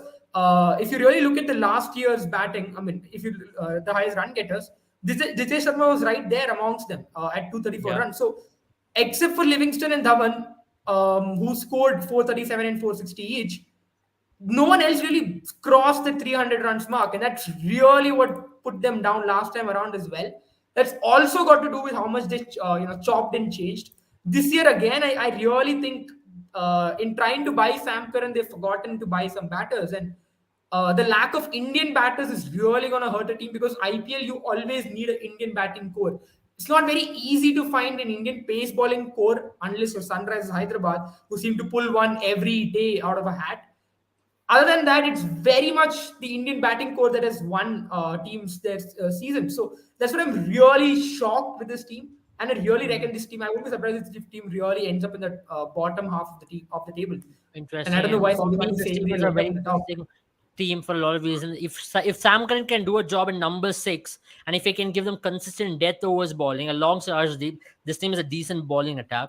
But No, then I once think again, it's up to Jitesh Sharma. You have Arshdeep Singh, But you have Rabada's Rahul stats and Chahar. death overs has been very bad in the recent past, No, you Sandeepani. I think have some Sam Curran and you have Arshdeep Singh Sam as your Curran, death over Arshdeep, bowler, and they're right? good enough for me. Their Yeah, bowling attack is phenomenal, yeah. but their 6 bowling option is a concern. Can Liam Livingstone be their 6 bowler consistently, or can No, Rishi you. Dhawan be, or is it going Yeah, to be I think Raj Baba? Rishi Dhawan, Harpreet Brar. I think both of them can put in two overs each and fill in that role of fifth and sixth bowling option. Fair enough. I I Still, agree you with reckon? Jerin to certain point that they really lack the Indian talented batsmen, like established batsmen at the top. Yes, You just have yes. a Shikhar Dhawan, and then you have to rely on But the even talk about youngsters. Shikhar Dhawan, right, Sandeepani? He's out of form. He's been not scoring runs at all. He's looked in least confidence leading into an IPL this time around. Captaincy is definitely going to take put a lot of pressure on him. He's And that is captaining a team why like Punjab and I think Kings. that is why I was really hoping that with Giovanni Bairstow not being available, they can really go ahead with Rajapaksha at number 3, Yeah. because I think he did a decent enough job in the opportunities that he got last time around, and I think he has evolved as a player as well over the Hmm. last year or so, and I I mean, think he just has take been in that great point form. from SS98 as well, because Rabada has Yeah, struggled he's recently a coming to lot. that. Current's SA20 was very underwhelming as well. Now there's going to be price tag pressure on him, I mean, I'll and just playing read in a out the franchise stats like Punjab, for which from is not very SA20 good. for Rabada in the death overs. Yeah, from 17 to 20, just for Sam Curran in the death overs, he went in an economy of 10.89 at an average of 49 runs. And his strike rate is every 5 overs, he'll pick up 1 wicket.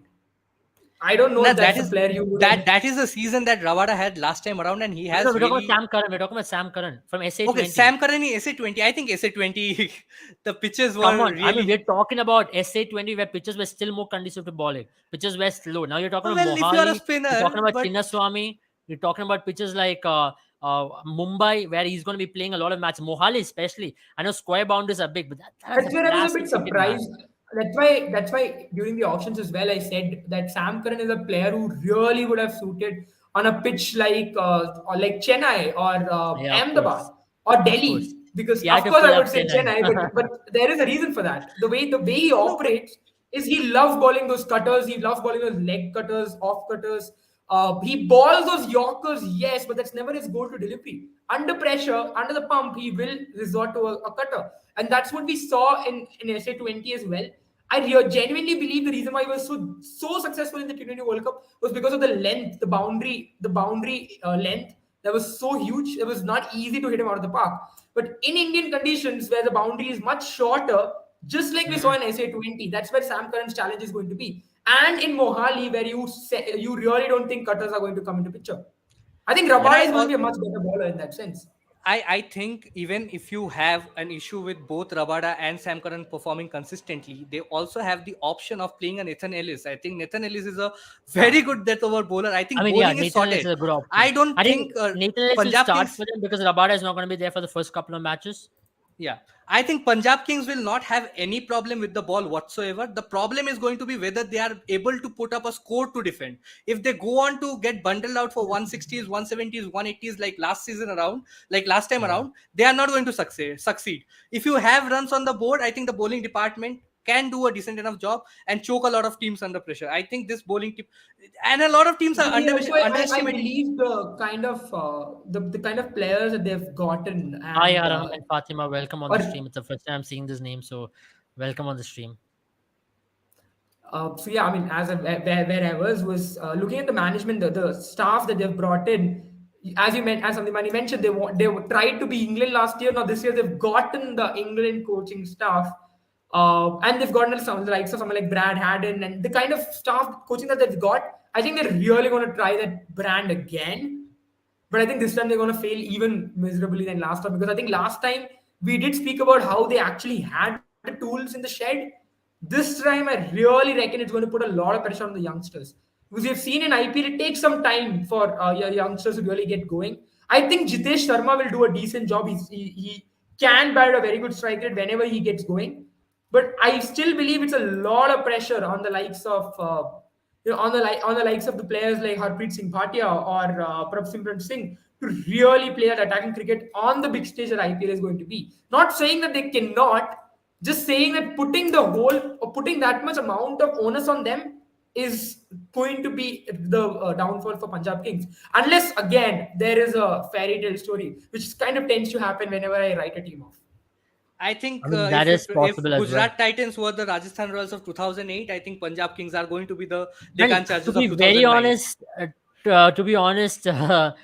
Punjab Kings and Deccan Chargers, you're If talking about that's two the different. case, Have I you would seen the Deccan really Chargers take team? Chennai being Not Chennai. of 2008, not of 2008. Deccan No, I'm Chargers talking of about 2009 2009. Deccan Chargers team. That I was a mean, crazy good team, man. Now you're it talking about was Shikhar okay. I Dhawan. mean, it Can Shikhar was Dhawan be the Adam Adam Gilchrist? Gilchrist riding I mean, Hey, it was I'm no telling Kolkata you, man. Knight Riders. It's not like they had four captains or The what, five, only six, reason why seven. Deccan Chargers won that IPL was because it happened in South Africa.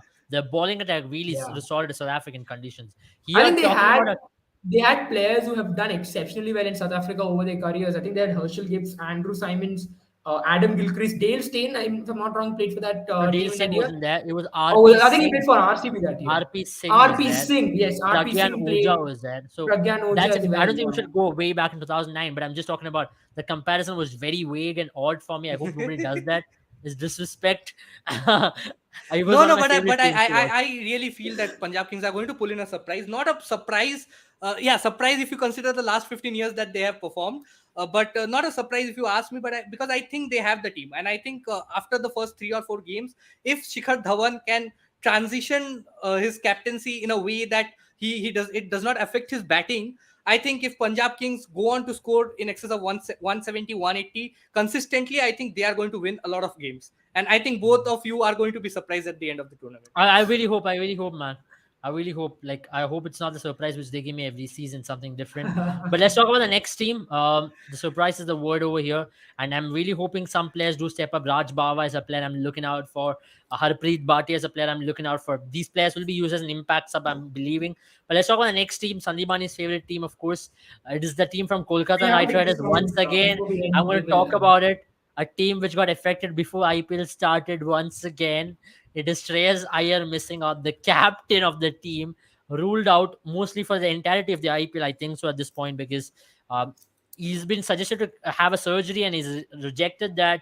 And he is even doubtful for WTC, so I don't think his IPL participation is a major worry.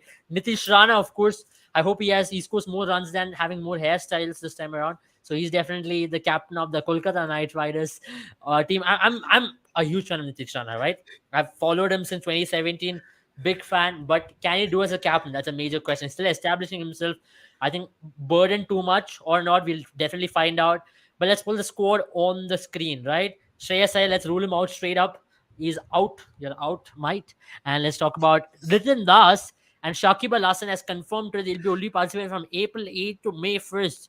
So they'll be only available for a small window. I think Ritin Das I thought was a very integral part of the squad, considering there's Yeah. no Shreyas Iyer. So that is also a major issue for them before heading into the IPL. Venkatesh Iyer there, Rahmanullah Gurbaz, excellent trade. Shardul Thakur is also another excellent trade. They have players like Suyash Sharma. They've got David Visa, experience of David Visa up there. Mandeep Singh, another experienced candidate. Anukul Roy, ever present. And Rinku Singh, the star for this team.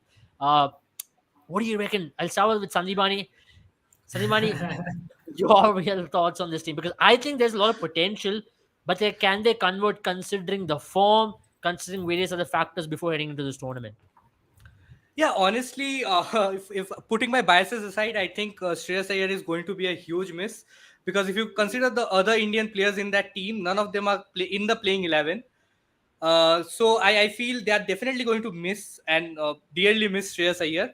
Having said that, I think if you talk about the foreign players that they have, the foreign options that they have, even with the availability of Liton Das and Shakib Al Hasan, I don't think that is going to be much of a concern, because with Sunil Narayan being in the squad, I think Shakib Al Hasan was a like-to-like replacement for, not a like-to-like. He's the world number one all-rounder right now, but I think Yeah. Shakib Al Hasan was in terms of, if speaking in terms of KKR fanhood, I think Shakib Al Hasan will come below in the pecking order if you compare him with Sunil Narayan, with the legends of Sunil Narayan in IPL and for KKR, whatever he has produced. Mhm. So I think Sunil Narayan, Andre Russell, and Lockie Ferguson, along with, if Liton Das plays, I mean after April, after May, 1st of May, I think Ramanullah Gurbaz will be a like-to-like replacement for Liton Das.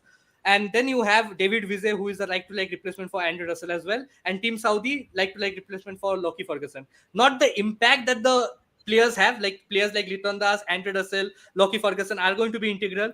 KKR have heavily depended on Andrew Russell and Sunil Narayan for their success throughout the IPL that they have featured. But having said that, I think with Mandeep Singh, Nitish Rana, Rinku Singh, you have a batting order that is capable of scoring consistently. And Venkatesh Iyer is going to be a integral member of the team, especially with Shreyas Iyer gone, because now you have to use Venkatesh Iyer as a key opener for the side, and also his You reckon contributions with the Venkatesh Iyer ball is will going be to handy. open? Because for Madhya Pradesh, he was batting at number 4 or number 3, and a very decent season with Madhya Pradesh this time around batting there. So there's an opportunity for maybe Jagadishan to open the batting, Venkatesh Iyer to bat at number 4, who can See, open play still Jagdishan, pretty well. And Jagdishan has been having a terrific season in the white ball format in the 50 overs format. Maybe yeah. Jagdishan can open with Rahmanullah Gurbaz, attack and maybe a solidity up there. At number 3, you have a Nitish Rana. At number 4, Venkatesh Iyer. Then number 5, my opinion, should be someone like a Rinku Singh. Number 6, Russell. Number 7, Narayan. Then you have your ballers, the Shardul Thakur and rest. Yeah, I think you pretty much summed it up. I was going to say that this is going to be the combination. And if Ramanullah Gurbaz, when Liton Das comes in, Liton Das will play instead of Ramanullah Gurbaz. And I think KKR can really use their impact sub, because we all know, I have another even. interesting thing as well. For me, if KKR, I know KKR is reliant on the overseas players this time, so I don't think they should ever go with 3 players of impact sub. They should go with proper 4 players. Then my thinking is this: can they bring in someone like a David Visa there? Maybe playing with Neelakant and Neelakant and Jagadishan, then Venkatesh Iyer up top, Nitish Rana 3, 4 Rinku Singh, 5 David Visa, 6 Russell, 7 Narayan. That's going to make them a very strong lower middle order for them. A lot of power, a lot of experience, and that's going to give them a total different outlook as well. But the top order is going to be slightly inexperienced. But Can they take that punt to give that lower middle order a lot of strength? Because that's going to really worry a lot of opposition teams bowling in the death against them. They're going to be like, okay, we have to worry David Visa and Andre Russell. And David Visa is an excellent bowler in the death overs. He's done that time and time again. Almost every franchise league is gone, and he's a serial trophy winner.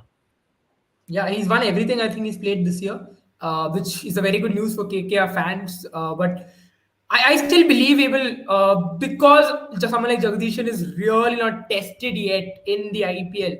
I wouldn't really blame him as well because CSK never played him in the right position. That's what CSK tends to do to domestic players as All well. the So someone youngsters, like uh, literally all the youngsters. yes, all the youngsters. Yeah, we believe in putting them through the ringer.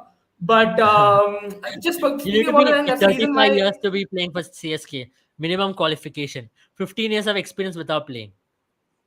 Yeah, I think you also need to be a CSK player to play for RCB. So I mean, you're that's like one of pretty those much covered. CEOs, or like Uh, you're like one of those bosses of this modern generation, right? You need to have 15 years of experience, but how? Without even playing.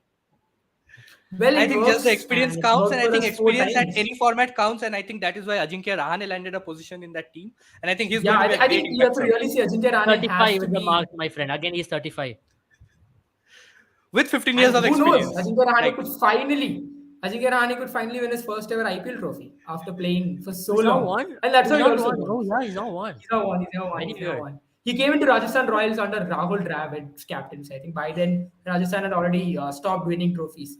But yeah, I mean, just speaking about Jagadish, I think that's the reason why they might be a little concerned. That's where I really believe someone like Shakib had such a huge role to play for them this year because he was Yeah. that one player in the top order of this team who's really been tested and who's been in who's been in good form. Nitish Rana, he's done really well in domestic tournaments time and time again, but last few seasons he's really looked a little shaky, you would say, in that Kolkata Knight Riders batting order. Yeah. I wouldn't blame him again because I feel it's also not his fault entirely. You would really have to see that the batting order has not remained constant for so long.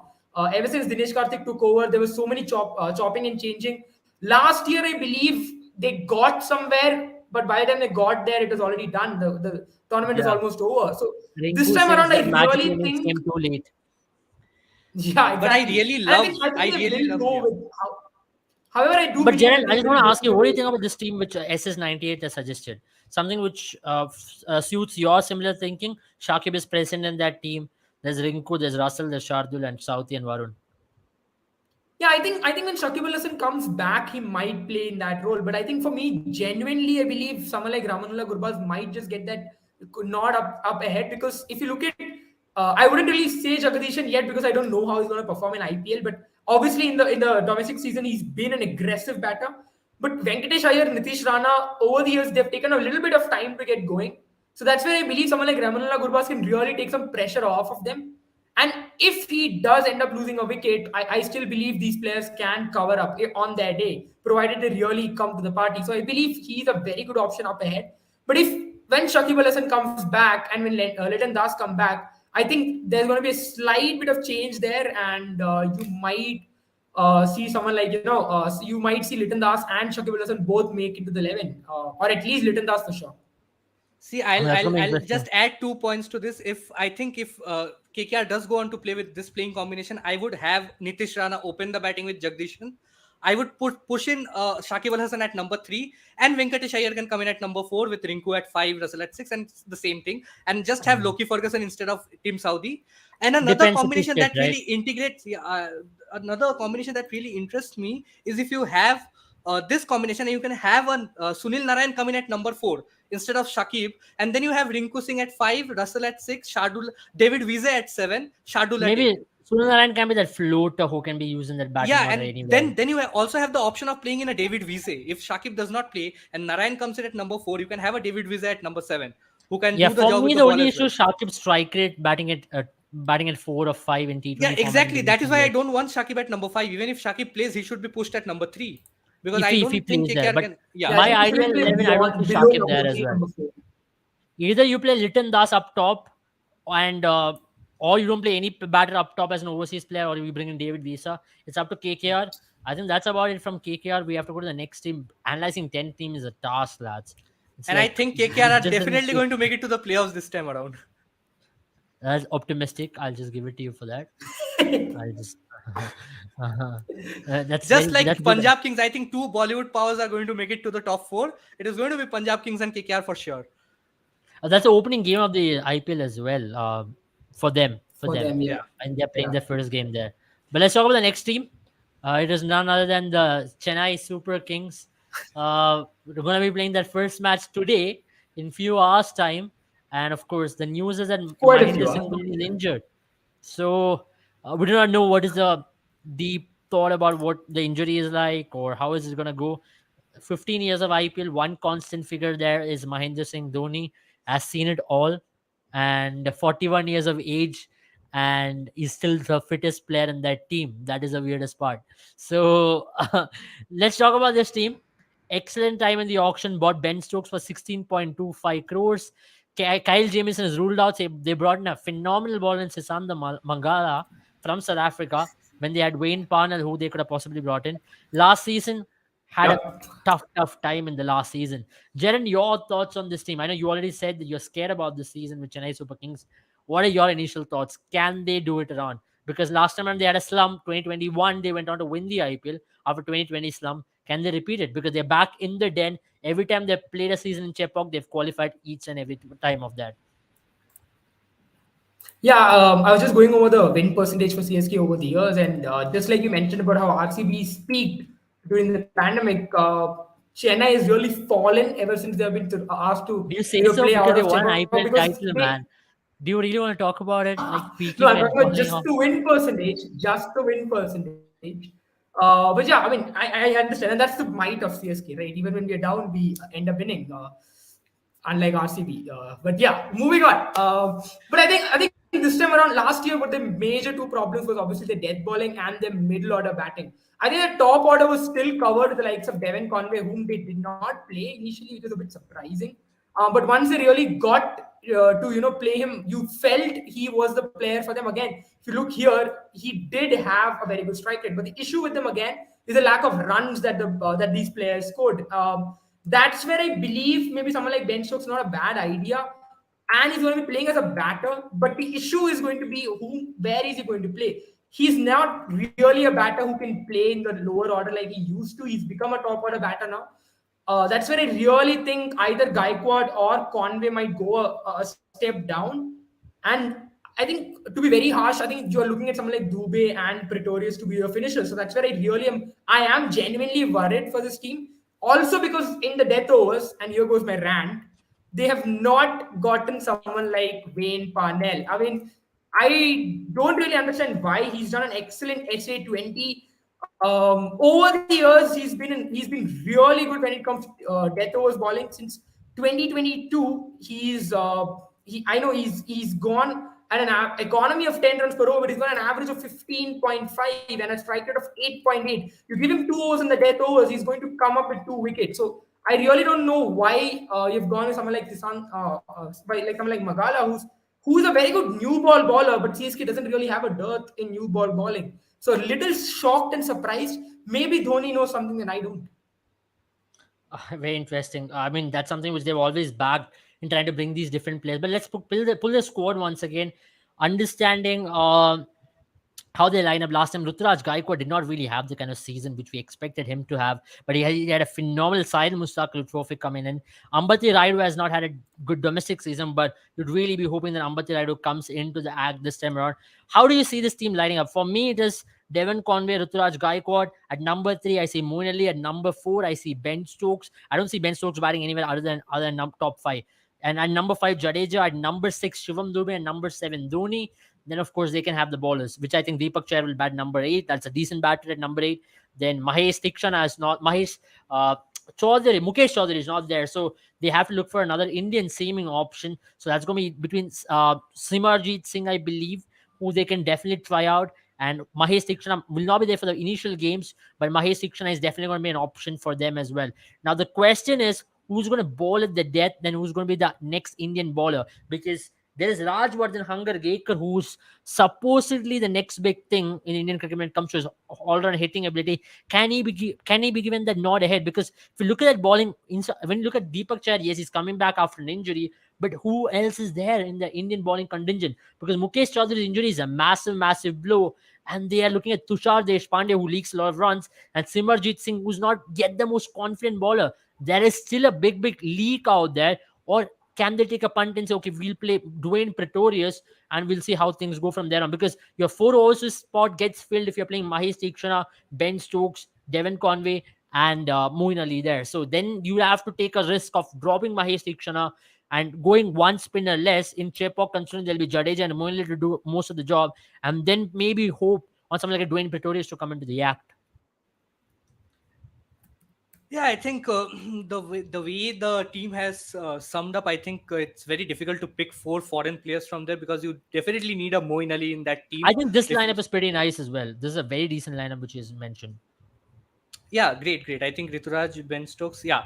But then you miss out on Devon Conway. I I think he is too genuinely young to believe play for CSK right now. minus Akash Singh. Yeah, I think minus Akash Singh, whom I'm still not very sure. I think Rajvardhan No, I Hangarwikar think might just play because, especially because Mukesh Chaudhary is missing out. Because Dhoni I have a loves Maybe different. Akash bowlers Singh or can be a batters who can bowl substitute, ahead. right? On a depending on how he goes Also, between me and genuinely, also the Rajvardhan reason I say Hangarwikar. that table is because someone like Ben Stokes is not going to ball this year. And last year, who's also Chennai's coach this year, was Dwayne Bravo, who got 16 wickets for them bowling. And I think Ben Stokes, whom they assumed is going to take up the role of that all rounder, is not going to be an all rounder this year because he's managing his knee injury. I think that's the reason why Chennai might be forced to look at someone like Rajvardhan Hangarwikar who can bat a bit. It's going to be Yeah, interesting how they decent go enough about it point, there. but I still feel that Rajvardhan Hangargekar is going to be used as an impact sub. I think the team that they put up, team that SS98 put up, I think I'll just uh, disagree slightly. Ahead of Akash Singh, I think both Simranjit Singh and also I feel Tushar Deshpande, even though if you would feel that he would leak a lot of runs towards the death overs, but then again it's CSK. Last season, if you would have asked me, Mukesh Chaudhary was going to be one of the biggest sort of things to look out for in the next season, I wouldn't have believed it. But it is Dhoni, and he made us believe it. So I definitely feel Simranjit Singh is going to get a big push with Mukesh Chaudhary's injury. And even if Mm. not, I definitely feel that you can also have a Tushar Deshpande ahead of Rajvardhan Hangarkekar, who can be your replacement for Shivam Dubey, who can be a like-to-like replacement for Shivam Dubey. And I think I just want to take that Carlos comment Hernandez, yeah. because it's a very interesting comment. Only cricket player I know we talk about in Spain is Virat Kohli. Wishing me peace. I very watch a lot of high show speed for sure, but nonetheless, he plays for not Bangalore Blasters, Bangalore RCB. So I think you can go a little bit back. We talk about him. I don't know how, man, Or this even guy has just just Google become. the team that never wins IPL. Uh, there are three teams who has now won the IPL, Sandeep. There are three teams there. Just don't have to pick up the RCB all the Okay, I time, all right? mean, Abel, here's the but thing. but I You go think you We can can ahead. just talk about Google the it. You go team which ahead. is much Share your more than an screen. IPL trophy. Share your screen. Just share your screen and search what Sandipani just Yeah. said. Look at the first team that they Okay, asked. let's do it. Let's do it. Let's do it. Let's do it. This is fun. This is fun. Yeah, this is fun. I'll do it. Let's do this. Let's do this. I really hope it's not You a. have to share the screen. Wait, I'm doing. Wait, I'm gonna share the I screen. think while that conversation is, yeah, I think while Abel tries to figure that out, I think major issue for, yeah, A here we team are. Here we are. which has never won IPL trophy. One. Sorry. Wait. Let me just look. Oh, no, you can just add wins as well. I think they can go in future. There we See, go. First on the list. There are three names there, lads. There are three names. The Why first you but name it guys are is all talking about starts the? with Royal Challengers Bangalore. Because we are much more than these teams. We are talked about in the same bracket as Mumbai and CSK as well all the time. We talk about loyal fan base. Just it's You did more see about the trolling. unboxing ceremony there? How crazy it was! They just imagine the day RCB wins the title, right? It's gonna be like as crazy as Anfield going mad for Liverpool. So that's how bad it is. How crazy it's gonna be. I'm pretty sure. I Just think if wait. the Just team is watch. more focused on unboxing, in on the Dude, it unboxing doesn't events, matter. I As think the Max already IPL trophy is confirmed, not coming anytime as soon. Max already confirmed, we are more focused on the content this year. Isala content namde. I'm not gonna put trophy. I think it's a curse line. well, So that's what Isala we hope at content is Boomer, ours. not at But that's the thing, Abel. We are a fantasy team. I mean, fantasy app. We look at fantasy. That same way, I think RCB should try and focus on Yeah, fantasy is all about IPL. winning something in real life as well. So I think let's be realistic. I think this I is think you've maybe not just the played season. I yourself don't there. know. Thank you. I just Yeah. don't know, man. Let's just wait. I'm not gonna keep any expectations. and I We think never we know. and I made Yeah. just a feel Oh, reverse by the I start. way, just by feel the way, sad. guys, an exciting announcement. I just remembered this. An exciting announcement. There has been a bet amongst the Boomer 11 team right here. And if RCB wins the IPL this year, Sandipani is going to color his hair red for one episode, exclusive.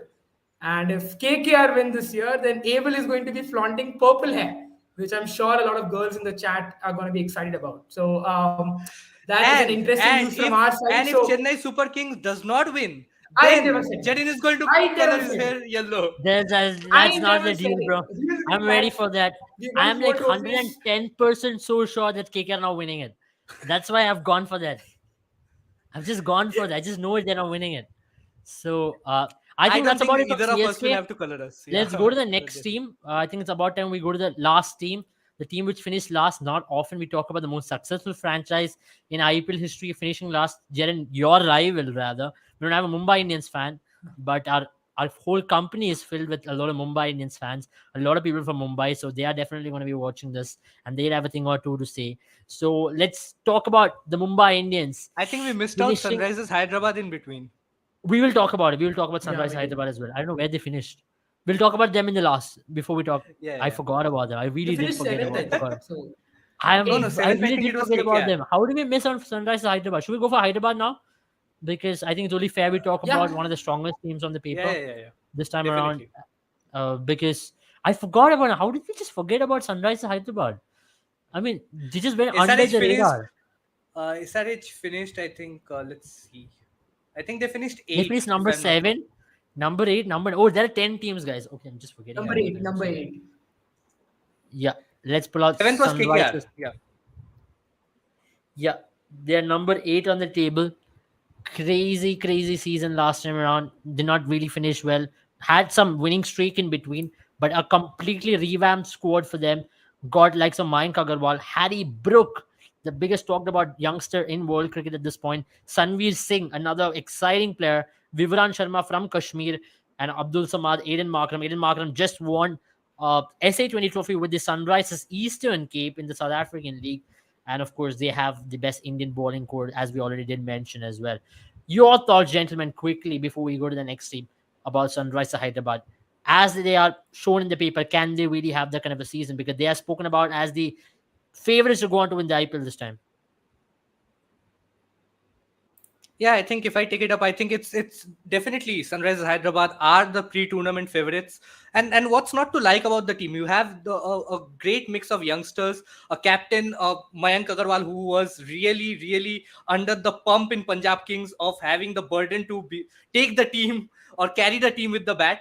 But this time around, I think if you talk about the foreign talents, I think just Glenn Phillips, Aiden Markram, Heinrich Klaassen, I don't know whether he's going to get any games or not. Then there is Harry Brooks, and these are just the batters, and I think they can play a lot of batters at the top because they have the best Indian pace bowling quartet or pace bowling department in the IPL.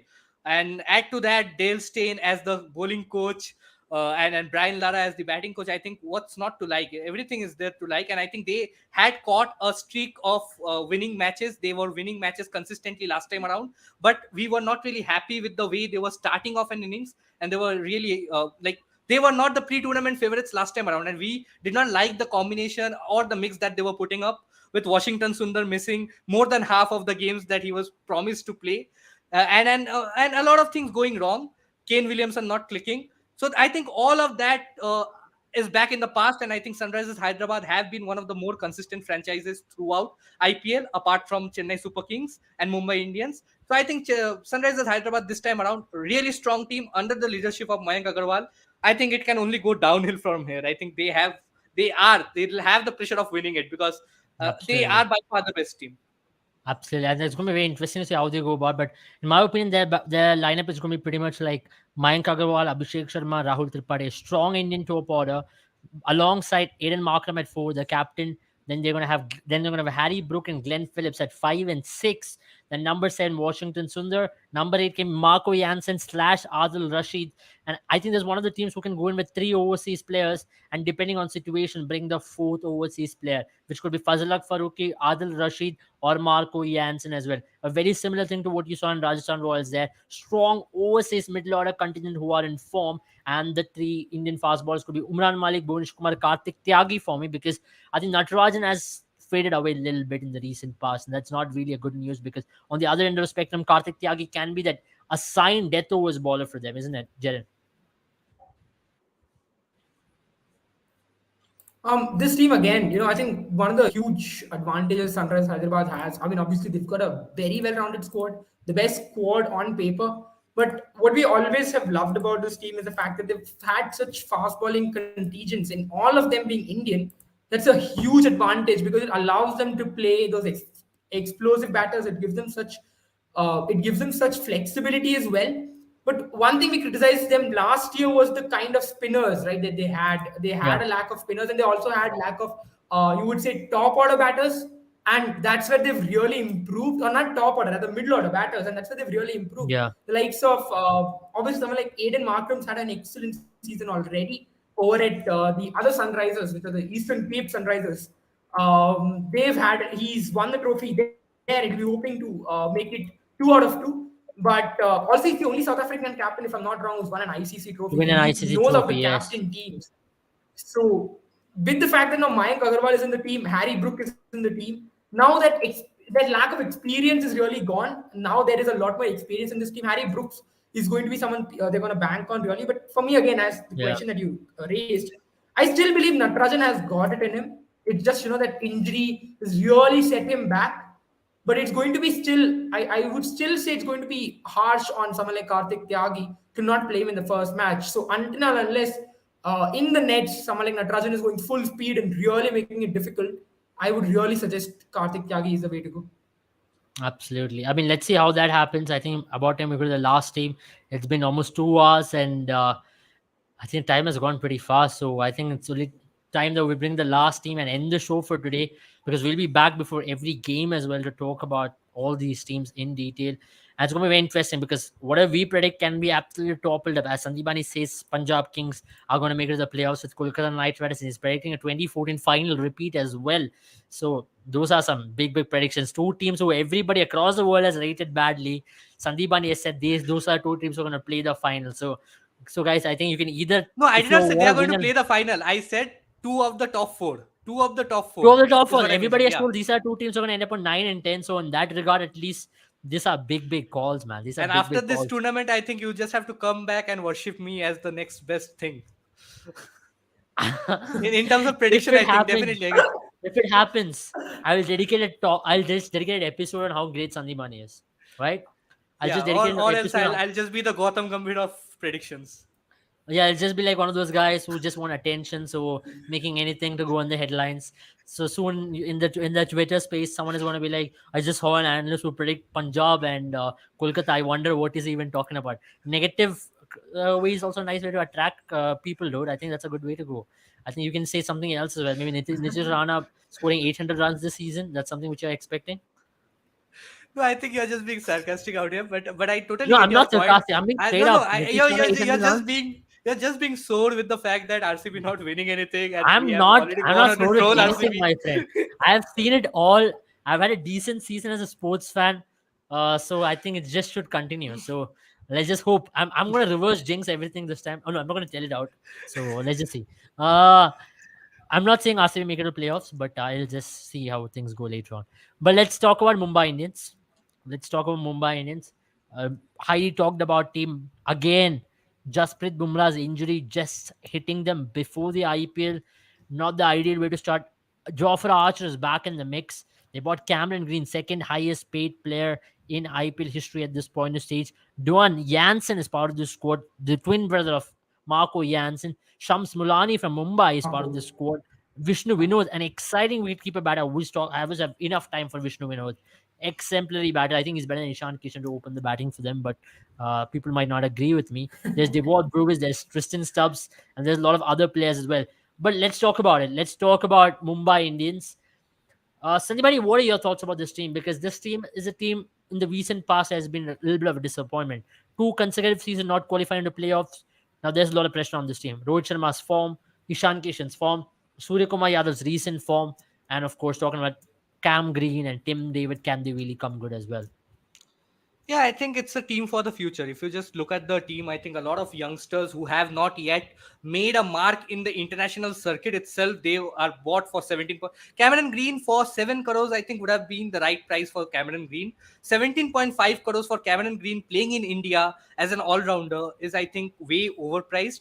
But just leaving that aside, you talk about Devil Brevis, you talk about Tristan Stubbs, there is Cameron Green, Tim David. I think a lot of players who are yet to make a name of themselves, like they are a big thing in their country, but they have not yet made their presence felt in the IPL. Tim David did something in the last season, like towards the later half of the tournament. Mumbai Indians were just picking up steam. They were just getting their form back and getting into winning ways. But I think a lot went wrong last time around. They did not have the right balance. They did not have any death over bowlers. This time around as well, I don't see a death over bowler for Mumbai Indians, apart from probably Jofra Archer making a comeback, but he hasn't looked the best after making a comeback. So if you just look at the team or some of the teams that SS98 has put up, if you think about the bowlers, there is Kartikeya. Kartikeya is a great bowler. I think he has immense prospect. He did a great job last time around as well. Jason Let's Behrendorff. talk about it, right? You reckon they're going to play Ishan Kishan in the middle order? Because Ishan No. Kishan's right now strike rate, even opening the batting, is pretty bad. Now, putting him in middle order is a big, big risk at this point. For Indian team in the last 14 T20s, Jaren, he's been striking at 101 at an average of 12. So, how big a season is this for Ishan Kishan? And at the same time, one major issue, if you see in that bowling lineup, is the death overs. Nobody's there to partner Jofra Archer. It's Jofra Archer and no one else. Arshad Khan, very impressive, but can he bowl in the death? Berendorf, can he ball in the death? Cam Green, very good, but Behrendorff can he ball will, in the death? if Behrendorff goes on to play, I think he'll bowl the first 4 overs on the trot in the first seven itself. I think Jason Behrendorff is a very good opening bowler, but I feel that if they have to go with this team, I don't see Jason Behrendorff featuring in the playing 11 a lot. I think they are going to tinker in instead of Behrendorff, they're going to play a Indian pacer. But if they have to field a lineup like this, I think Cameron Green is their best bet to be the bowler who can bowl in the death overs. Another thing which is going to go likely to go wrong for them, because Cameron Green not the very best of opening batsmen, not the best death over bowler. So a lot of pressure with the price tag as well. We saw how Ishan Kishan faltered. That too, he was in great form. He scored 400 odd runs, but with that price tag of 15, Yeah, 16 odd crores, you can't have you will be criticized even after having a season of 400 odd yeah, runs. yeah. And that is something Cameron Green will get pressured. I think He'll be he is going dreading. to He'll feel be the really dreading that he yeah, doesn't yeah. have that. Jen, your final thoughts on this team? How do you see this team lineup? Yeah, I mean, I still do not understand why Cameron Green. I believe it's a part of the mission to build a team for the future. Cameron Green again never fits in below number one, number two position. If he's not on strike in the first over, then I don't really think you're utilizing him the right way, because his T20 numbers show that he's not really a very good middle order batter. And as an opener, the one thing that really goes for him is he's a dasher. He'll play those shots. He'll get a lot of those early boundaries, very aggressive early on. But then, as you mentioned, where do you really slot Ishan Kishan in? Because obviously Rohit Sharma is your best opener in the team, and I think Ishan Kishan probably goes down at number one. And I think from there on, everyone takes a step back, and I think Suryakumar Yadav number four, and then you have Tilak Verma at number five. So that's how it's going to be. But again, that really doesn't solve any of the issues for Mumbai Indians, doesn't it? Because you have to also consider the fact that now they're going to be missing someone like Kyron Pollard, which means the finisher is Tim David. Now, Tristan Stubbs and Devil Brewis, one of them will have to miss out. That is, I think, the biggest loss by having brought someone like Cameron Green. Also, I reckon both of them might miss out because they might need another foreign bowler now. Having said that, someone like Jeff Bumrah is missing.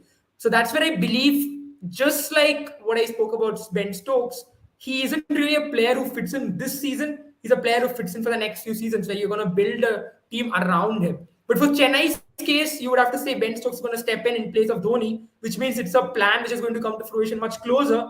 But in case of Cameron Green, it's going to take a lot more time, because I think until until unless they let go of someone like Ishan Kishan or they let go of Rohit Sharma, I really don't think Cameron Green coming in solves any issues, but only creates a lot more issues for them. Absolutely. I think that's about it from And us also, I on the would I preview. would not want to see Surya Kumar Yadav and Tilak Verma at anywhere other than 3 and 4. Tilak Verma should be on number 3 and Surya Kumar Yadav be on number 4. Depending on your positions, you can probably have Surya Well, that's Kumar very at 3. interesting to see how they interchange as well, depending on Yeah. game situation. A lot of these things will depend on how they go about in the first match, And I depending think on that is RCB why I first think up. Ishan Kishan will go on to open because of the right hand left hand combination. If a left hander is Yeah, out, he'll bring in Tilak Verma. If Rohit Sharma gets out, he'll get in Surya Kumar Yadav. And I think interesting. Cameron Green, Tim David go just ask Tim David and Cameron Green to go after the bowling towards the end. And I think that is how Yeah, they play as well. I mean So that's gonna be that way, yeah. interesting. That's going to be very interesting. Thank you guys for watching. I think that's about it from us. Do not forget to download our app. Remember, this throughout the course of this IPL, there's going to be Boomer 11 So where you guys, can just win give me your all the predictions as prizes. well, right? The 4 teams that are going to make it to I the mean, too playoffs. early, too early. It's very tough to predict. I mean, that's one thing which we'll have a This is a separate preview. segment on. I mean, I'm not going to do that right now. I'm just not going to do that because I think it's still early days. Once we see how things go, because injuries are a factor which has been trying to push down this IPL. If certain players get back or certain players comes back, I think a lot of teams changes their composition all of a sudden. So we're not going to do predictions, but you can do predictions on Boomer 11 rather. You can head into our app and predict the top 4 there. So that's why I'm going to plug in our predictor feature. Do our prediction right now on Boomer 11s and see how that goes. If you end up being on the lucky side at the end of the season, then definitely there's a lot of prize awaiting you. And of course, at the same time, you can also play all these fantasy contests with Boomer 11 throughout the course of the IPL. It's going to be an exciting season. And also at the same time, remember, this is going to be a lot of fun as well. And someone's alarm is going off. So I think it's about time you sleep. Take care, all of you, and have a good time, all of you. And see you all very soon tomorrow. We'll be doing preview and review. He's Good saying night, guys. KKR is going to win.